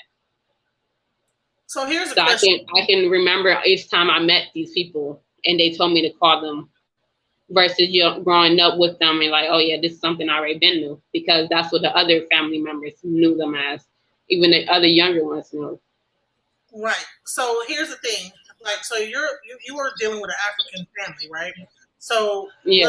was your family, did they do magic? Like, do you believe? Nana was Jewish. He taught me a spell, but I don't know if he really practiced. But he probably did practice. The Bible I say he practiced magic, so I'm gonna just say yeah, he do. The other ones, I didn't know them like that. Like they wasn't opening to me specifically. I noticed that growing up. They made it seem like I was somebody else's child and So, and I'm like, I thought they was crazy. In my head, I'm like, y'all acting crazy. Y'all just pick and choosing. You know what? I forgive you, we family. That's how I kept my life with moving like. So I'm just to now know like, oh, they was doing this for a certain reason, is because their reason is to taking care of kids that wasn't theirs. And sometimes you won't get the same love unless you're blood related to them. So you did do a DNA test that found out that your father was from Ghana and then you are Nigerian, or you have many Nigerian other. Let's talk about that. So as far as the My Heritage test, Nana, when I believe was my father, and up until last year, I was willing to bet I'm Ghanaian, and I was gonna have like at least 50% of it. But in that DNA test results, it says something about Nigerian, so it doesn't say anything about his heritage, his any bloodline that's probably related to him, like, because the thing from him, he would talk negatively against Black people in America and also Nigerians and other people. So for me to be like they saying that I might be Nigerian and not all the way Ghanaian is different. So, could he have been a Nigerian from Ghana, or how does it work with the ethnicities? And I'm not sure if can you be from? He used to say that he's from Ghana, solely from Ghana, and he was 100% like his mom and dad, all of them was from Ghana. So, because they have like this little rivalry that they had in the past. So he's the older generation. He was born in 1950. So he carried that energy. We'll say Nigerians dirty, they know how to clean, all that stuff. So for him, for people want to say, oh, that's your dad, we know he's not my dad. We know he's not, we're no relatives of mine. Interesting. So how do you feel you got with this family? Like, what do you think that happened? I think she became a teenage mother, and you know, the parents of her parents knew they had to, hide what they lacked, because we don't know if Diane was just, making her daughter do whatever she wants. So I'm a byproduct. I also feel like she had me be born purposely just so she can blackmail whoever my father may be, and also keep her in line, because I feel like she's a Pisces moon too. So for that sample, I'm just thinking of everything, because that's not a good reputation to have as far as being like a teenage mom, a very young one at that, and you see that in the public. I was gonna be a hinder to her career anyway, regardless. Some people will choose, to let their career go and raise their family. Some people choose their career. Some people can be able to maintain both. And from that time, for being in the public eye, that wasn't going to really be a good image for her to be a singer. Even now, we don't get a lot of teenage mother singers now. Like, if we look at it, Fantasia, I feel like, was the only opening one. Then you have other celebrities that's, allegedly been like that. So, and I also feel like it came with the trafficking, all that stuff. They was probably heavily into it, and then they were like, you're gonna have to watch her. And that's how I would say, because the thing is, for my upbringing in life, I had like things people I had in kids wise, as far as other kids didn't have, like being exposed to certain food and culture and dining. The houses we had was big, and I usually, for the most part, had my own room, even though I was shipped off to different so-called family members. I was the one that was basically had the most stuff, the most things in my room, in my possessions, even different food, all that stuff. It was like they was like watching me and catering to me and like all these things I had. So it made the other kids that was around my age jealous, and I didn't understand why they didn't have it and I did. And all the things like, oh, they would give me new TV, and then they didn't give the boys none of that. Or they had to share, and I was the one that had my own room and things like that.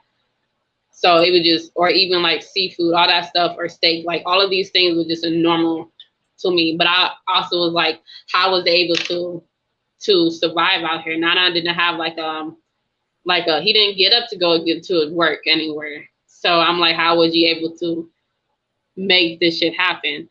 Oh, the other one, the grandma and the uncle, how do you was able to get a mini mansion, and you have your own home to take care of, your own mortgages, your own things? How was you able to get that?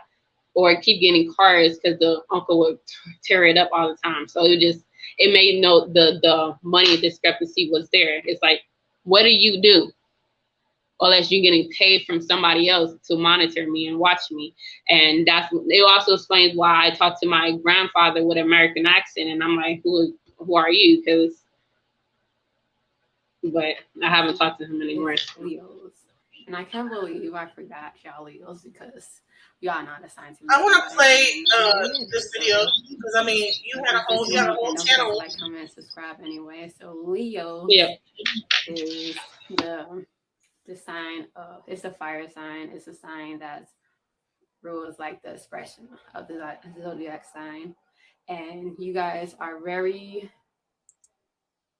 out there, like are the opposite of end of Aquarius. Of Aquarius, known for being very technology focused and very behind the scenes and like to sit yourself.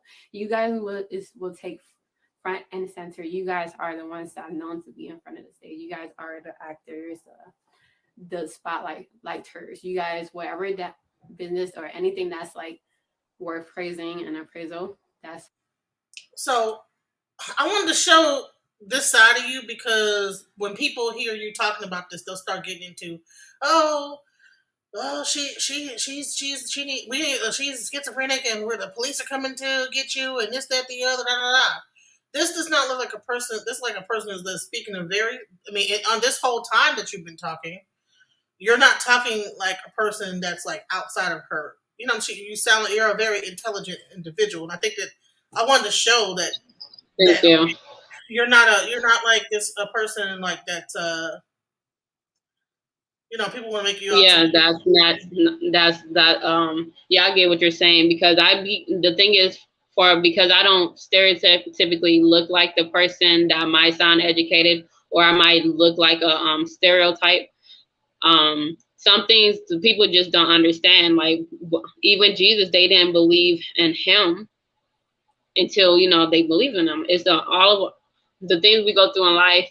They're gonna keep saying negative things and about me. I might not fit up to like a certain conversation that they want me to partake in. Like my personality type is an INTJ, so it's like the architect, the mastermind. So I feel like if I was to be like any manipulative ways, I would have done it to where I wouldn't be targeted. I would have done it to where I wouldn't got all the negative comments. If I was willing to do scamming work or anything like that, it would have been perfected too. I wouldn't got caught to begin with, or I wouldn't been ridiculed to begin with. But all of these things is generally just my life. It's like the rumors, the things that came into fruition of somebody else is being impacted in my life as far as like even with this intro like stuff, I put like math, coding, all that just to show that it's more to that. It's spirit, it is physical, the gas, it is science, it is magic, it's all of that in one. And just I know, like the thing is, some of this conversation might go over some people's head. They probably wouldn't even want to listen to it because it doesn't correspond to their Christianity ways or whatever religious ways. So it's more of a taboo. For some of the things, it's like for believing. For me, I understand why they wouldn't believe me. I understand why, and I thought of that too. So, but it's just my truth. In a day, I just gotta prove it, and I don't. The only thing I feel bad for is messing with my mom reputation as far as because I don't know if this is like she wanted to not know, and that's what she gave me. I don't know if she gave me away or whoever did, but I just want to know she let me know she's a good woman. That when I was with her, I felt love, and I haven't felt that love since then, and I have to come to agreement of what happened. Oh yeah, B Gold says, and even if she was, so like and listen before you judge. Exactly. Mm-hmm. Right. Let people be people. If you don't like it, then you probably should limit all contact. I'm just saying, right? The world is full of people Right. you resonate with. Exactly. Yep. Exactly. So Yeah. I'm gonna play a little bit of this video. I want people to hear like how intelligent you are. You're not. Thank You're you. not. I should have watched the other Matrix just to remember what it was. My opinion about the Matrix movies and quantum science, meaning and more. Matrix 2, which was yeah, I like the Matrix 2. It was the best one, I feel like, in my opinion. Or it gave me the most reaction, I feel like, as far as like having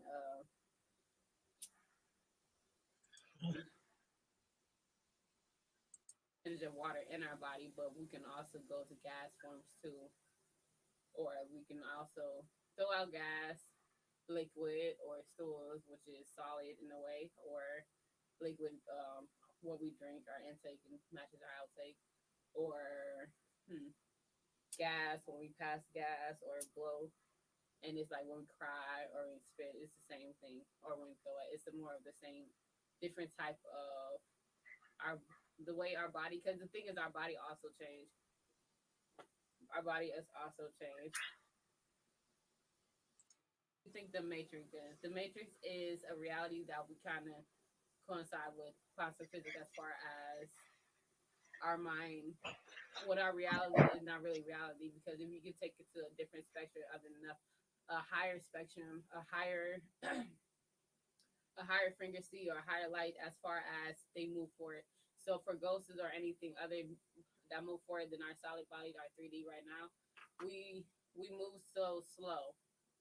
We move slower than the fastest thing. This is why Flash, he has to move fast. He had to go so fast so he can go cut time in half. He moved that quickly. It means he's a fire. But when you see everybody around, he going fast. It's a fire, which means it's faster. It's going fast. But if it's any more faster, then it might be lightning. If it's any more faster, then it might be something to the point it cuts down our slow time. By the time we finally see it in light spectrum years or light years, it's not, that's when the time it doesn't exist. So when that time do still, like where it doesn't move, where it does move, where it doesn't, it's more of our fabric when you can also use the refrigerator machine and it's kind of hard to hear that. I want you to expound on what you were talking about here about quantum science, the meaning, and all that stuff. When you were talking about gas versus, like, even in your intro on your your channel, which I would love to see more of this channel, getting more knowledge and like things like this. I really want you to. I wish you could, if you can, go back on this channel and begin to speak more of this knowledge that you like. No, I believe that the world needs it. But I want to hear what you have, what the expound on what you were saying here. It's kind of low, so we couldn't really hear it that good. As far as like quantum science, I believe we have the science. Everything is physical, water, liquid, emotional, gas. Everything is correspond to one. I feel like we are energy that continue moving all the time. So it's like we just never know. We don't stay stagnant. Sometimes we repeat history and cycles. Sometimes. Hello? Yeah, I can hear you. Okay. I don't know what's going on with things. Can you hold on for a second? We can hear you. We can hear you. Okay.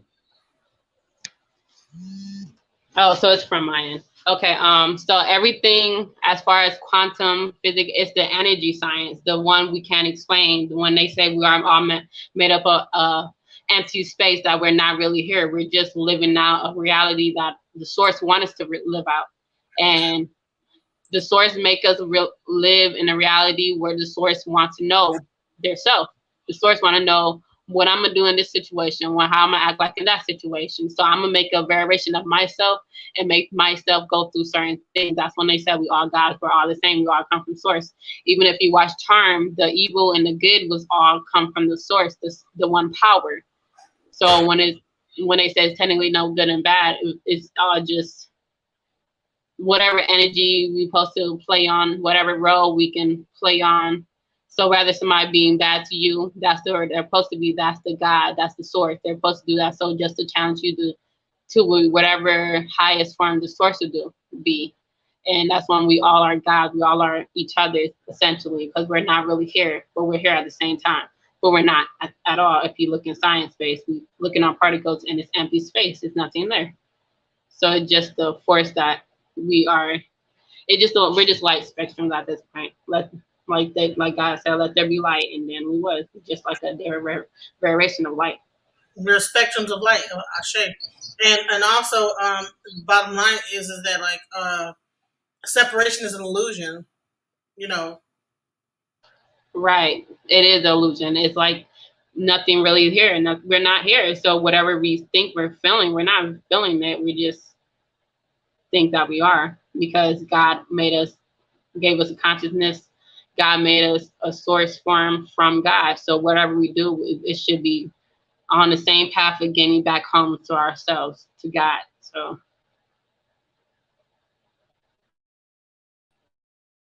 So it is illusion. We're not here. We're not here, but we are, but we're not. So so you're saying that God, so you have the all being God, and then you have other parts of the world, right? But you think that when you're talking to another person, you're really talking to God but just another manifestation of you being God, right? Right, exactly. We are all God. We are all one. We're the same. We should love each other like we love ourselves. So when we love other people, we love in you because we love ourselves. And we love them because they are us. And we are them.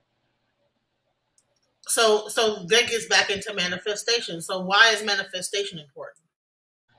Manifestation is just something. So God gave us free will. So we have the free will to manifest things in our life. So whether this is the reality, okay, I want to have this in life, I want to have that in life, so we can manifest it. Why not?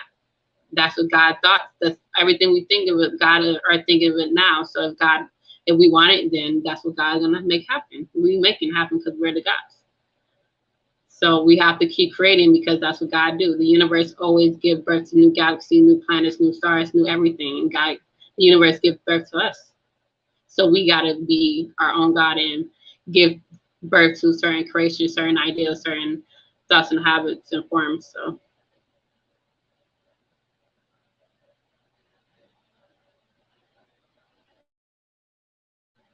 So yeah, we just have to keep manifesting. So bringing it back to the candle magic, right? And that's how you are able to, from your understanding about how to break up roadblocks and this, that, the other, your specialty is using candles, right? And that's what you're saying. So, Yep.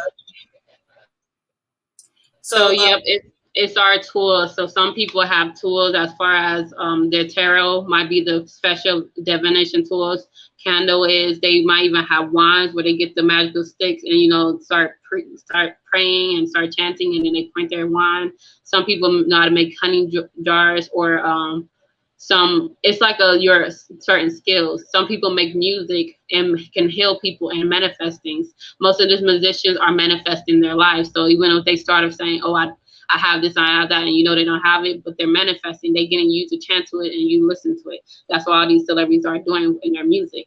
Manifesting. Oh, I have this car, I have this money, I have this girl, I have this guy. They're manifesting using their music, and they're letting you utilize it and observe it and believe it, and then it comes from people's energy. They're like, so for mine, they come from candle, because I get to see like a tangible thing. I get to see like if it's any negative energy around me or other people, if it's like certain things we gotta drop. If the candle don't work for me, like if it doesn't work for if it fails for me, like if it's telling me not to do something, it will go out. If it go out for 3 times, then I'm not doing it. I made that mistake, and then now I gotta, pay the karma for that. And I'm willing to do it, but it's certain things that we can't force. And when we do force it, we gotta take, it's a give and take. So for candle matters, I just do it for, I have to learn how to do it for myself and learn to do for others, because sometimes some people are scared to do it. So if I'm not scared to do it, so I can do it for others and help them get their manifestation, because I'm essentially going to take on their demons or their energy, and it will come to me where I know how to transmute it to something else. So it's just more like, if you feel like somebody did you wrong, and if they genuinely did you wrong, oh, they're gonna get that karma. You don't gotta do nothing. You just gotta sit there, do you, focus on the hard work you do, and then that's it.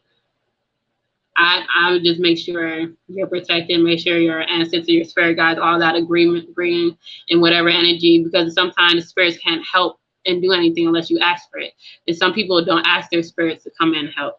So it takes for if it's a life in danger, then they might come in. But if it's other things that you can do it, like the candle magic, and you don't do it, then some shit just gonna happen. My life had turned around when I started doing magic, and it made me more spiritual. It made me less judgmental. It made my communication better. It made my manifestations easier. And I have to know, like in my journey, I want to become a priest, like an initiated priest. So I want to, have to do this for other people, do it for my community, do it for other people, and help them, because I feel like so many people I do help are good people. It just some people have a relationship with others and they put root on them sometimes, or some people just really like, I don't want you to do better without me. They put that negative hate on you. Sometimes that it blocks whatever you want because you start getting that doubt. So that's what I do. I clear it out, and then whatever hating the haters. You got enemies, and they being a bitch to you, then their enemy's gonna suffer. So it is what it is. And for me, I do know how to have to be more discernment. So if my candle's saying no, and if you keep doing it, then I'm not gonna force it. But I've done force it, and now I have to live with that karma until it's like gone or until they're off of my spiritual protection, all that. But for me, it's what I know best. It's easier for me to do it, and for me, it's one of the quickest results. I can, do it without it, but I just like to see what kind of energies play, what kind of messages leaves for me to read to other people. So what other gifts do you have on top of like just the candle magic? As you can see, like she's using all herbs. You know what I'm saying? Like she's using all like certain candles burn a certain way. She's going to read the candles. She's done research into all this, and that's the thing is I wanted to show something other than just the typical. Entertainment, yeah. I touched on the other stuff, but just because what I'm saying, it is what it is. People like, okay, well, what about this? Okay, well, we'll talk about that. You know what I'm saying? Yeah. Bottom line and is I appreciate that. So much more than just this person that everybody wants to make you out to be.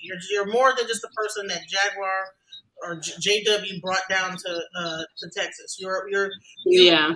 whole page where you were helping people with their signs. You were doing magic for people to try to help them with their lives. You're a person that's a very intelligent individual. I don't know why everybody wants to try to make you out to be like this helpless person. Yeah, the thing is, some people feel like I'm helpless or not intelligent, but some people feel like I am intelligent, but also makes me a liar and a scammer. So it just more of like, I know this is the road it has to be as far as, I'm trying to open doors here as far as like other people like me, and so we can get back to the track of, being better, like as far as opening our consciousness and know how to utilize our energies and manifesting. Even some people might just be really good at candle magic, but they never tried it because some people are like, oh, it's taboo or it's not good for you, that's the devil magic, all that stuff. But who said that? Black people wasn't saying it, because Black people have been doing this. The original Black people that have been doing the spiritual work, they haven't been. It wasn't nothing negative. So as far as like, I just want to open the door for our consciousness and to raise the frequency and the vibration, because I know I might care now, but when I'm gone, I'm not gonna care. So while I have the chance, I have to open the doors and spread the message and raise our frequency and our vibrations before things go. The thing that may go. I'm not trying to spread terror or propaganda or anything, but if Earth is on the 5th frequency now, so we got to be up there too. And it is what it is. But as far as candle magic and other spiritual dreams, I have like prophecy dreams, so I know who will pass and who will not pass. Even in the industry, as far as some of them that's gone and they might be clones, those people I seen that they're gone, and then they've been replaced. Others I've seen the future, as far as I've seen the virus we had, the virus 19, and I seen it before. Then I just wasn't believing it, because I'm like, that only happened to TVs and movies, but these things are warnings to us. It's a folklore. It is superstitious. So it's all the things that we need to know, but we don't do it. So I have different, and there's some things, some spiritual gifts I have taken, as far as most of my spiritual gifts, as far as like if I see anything extraterrestrial or spiritual wise, it happens when I wake up or when I go to sleep. So it's more of just like I can see things. So I'm just not recently seeing UFOs that they can come into your house and leave.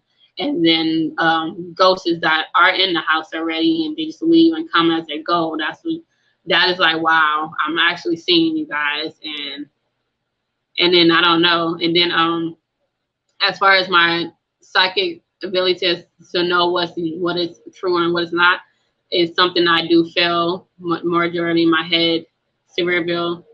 aspect. So I feel that, or even your guts, because we have 3 guts: our mind, our hearts, and our guts. So our three things that will help us know what's whether it's true or false, our psychic, our intuition, those type of things.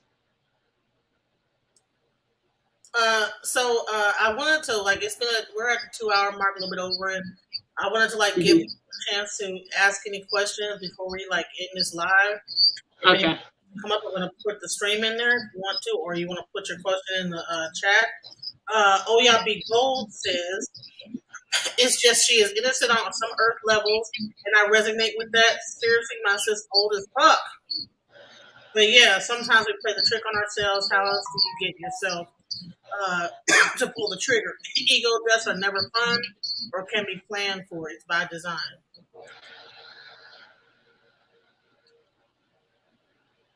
Nah, child is like breathtaking for our time. I saw Obama become the leader like 2 years before even publicly became on radar. Gift of sight, be extra for real, for real. So I'm gonna put this. I'm gonna put this link again.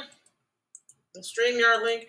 Anyone that wants to join, shouts out to Be Gold. Thank you so much for being here. Thank you for everybody else in the bushes that ain't said nothing in the live. Thank you for Blessed Presh. Thank you to John Wilkes Booth that was here. Thank you for who else was here? Ethereal Insights Tarot Readings. Thank you for the people that like was here to vibe with us and get this information. Regina, is there anything you want to say on the way out? I don't like nobody want to come up and say nothing. I think that you mean hell. It's almost like a basketball player that takes it, or a football player that takes it. Okay, touchdown and hits the goal. Sometimes ain't nothing else that you can't say. Yeah, I get what you're saying. Okay, I just want to like everybody have like a spiritual gift. So some gift might be very good at cooking or baking, so that might be your spiritual magic. So you might be able to make people happy, or you might put certain ingredients. So if you're good at that, if you're good at like putting ideas together, that's your magic. So you should utilize it and keep doing it. And if you feel like you can be there for other people or calm, that's your magic. So that's anything you have, because we are all God. So God is magical regardless. So whatever you find, like you might be good at drawing things, and then whatever you draw might come into fruition or things like that, or your journey, or you know how to make music and it captivate people's hearts, and you know how to raise their frequency, or you know how to bring it down. You know how to utilize whatever it is that you have. So we all have these gifts. It just whatever you have, go for it and have it. And if they might try to knock you down, but don't be knocked down by it. It's God. You are God, and God. We are all one. So we all have the same goal: is to live the reality God wants us to live. And be careful. Make sure you call upon your ancestors first, and then other deities that you can work with. Okay, and be safe. Watch what you eat. Watch because some people use their magic for malicious ways. So you have to be very careful. And that's what I've been warned, that I have to be careful, because that's something that happened to me. And so for everybody, be safe. And I thank you, Genesis, for giving me a platform to speak on and asking me tough questions, so everybody would know, like, these are things I generally have, and I just, this is what I believe, and this is my truth, and this is my life.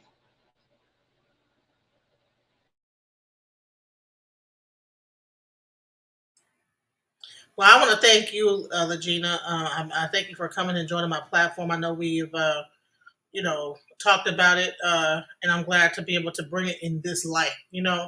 To show your intelligence, to show that you're not just a pushover, to show that you have a voice. You're not just sitting up there letting anybody do anything, and just then somebody needs to come rescue you from your own self, or whatever people are gonna say about you. This person is a very woman. Go ahead. The damsel in distress mentality, they feel like, or they feel like whatever they feel like, it just is not really true, not necessary. I feel like I know my values. I've seen things, I've been through things in life I haven't still spoke to this day of. So I I don't really need much help, but I do appreciate you being a friend to me and being there for me and being there when I was at my lowest and being like somebody I can rely on. Even though I know the situation makes you uncomfortable because we probably don't have the same views in some things, but you know, I feel like that's what comes with internet and having your life public. You get that and you get the opinions of other people.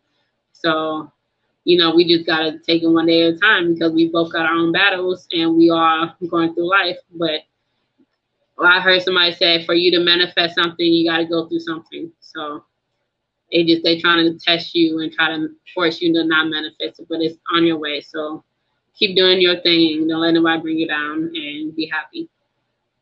Yes, and much love, Regina. You are my sister, and I appreciate you. I You're thank my you so sister. much for the work. Yeah, my sister.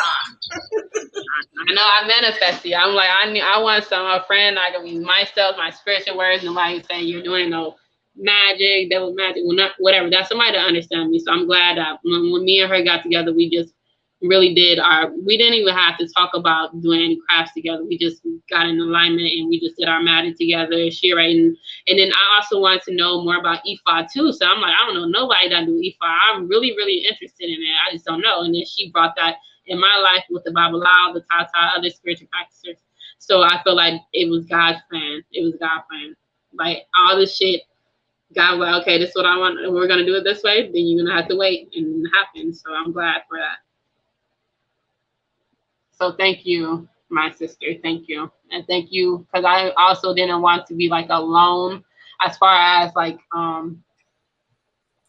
me personally, like, you know, when you have your own place, I just was by myself. I was just, you know, I'm a loner and I got tired of that too in a way.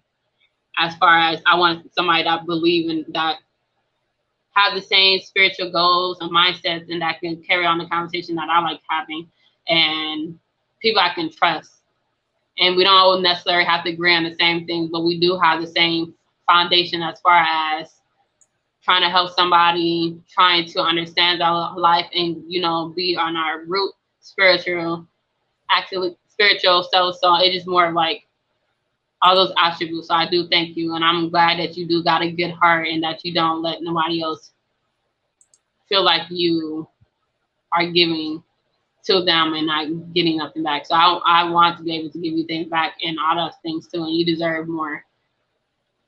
You've been through so much shit too. So I feel like you should tell your story and don't let the internet people get you down, because whatever they don't like in you is what they don't like in themselves. Shame. And for those that are interested in joining her page, you know, please join her page at Legina Gold on YouTube. You have another one too. I'm not sure which one is the main one. I know you have the other one, so I'm not sure which one is the main one. I think this is the right one. Yeah, Legina Gold is the main one, and the Gold Fox is if you want to learn how to do any herbs and spells and stuff, or like those things, then you just click on that one. Hold on, let me bring that one up. Hold on.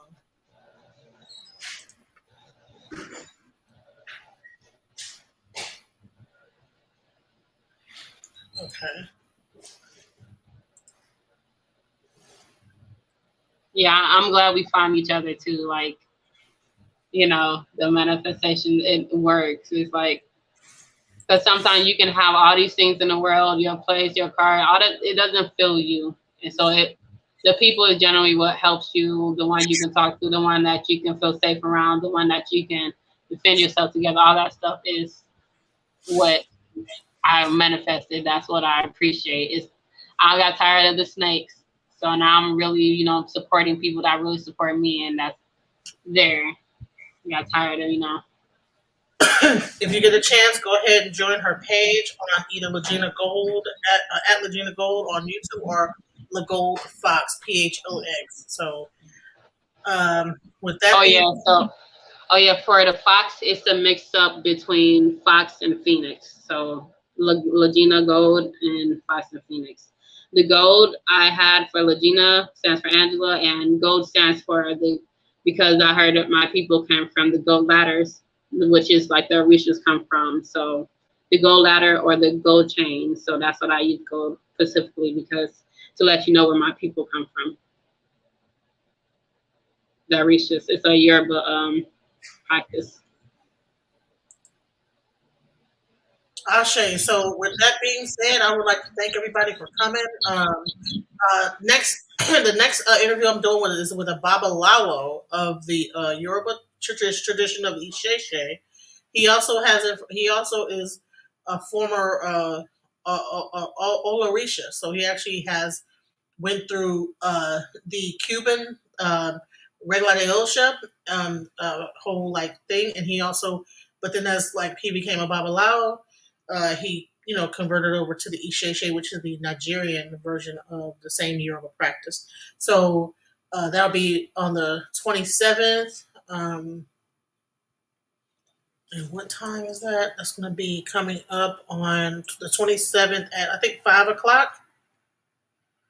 At 5 p.m. So July 27th, I want you guys to come check him out. And any questions you guys might have, just come on through. So with that being said, thank you guys so much for everything, for coming through. Shouts out to Legina Gold, and we are out.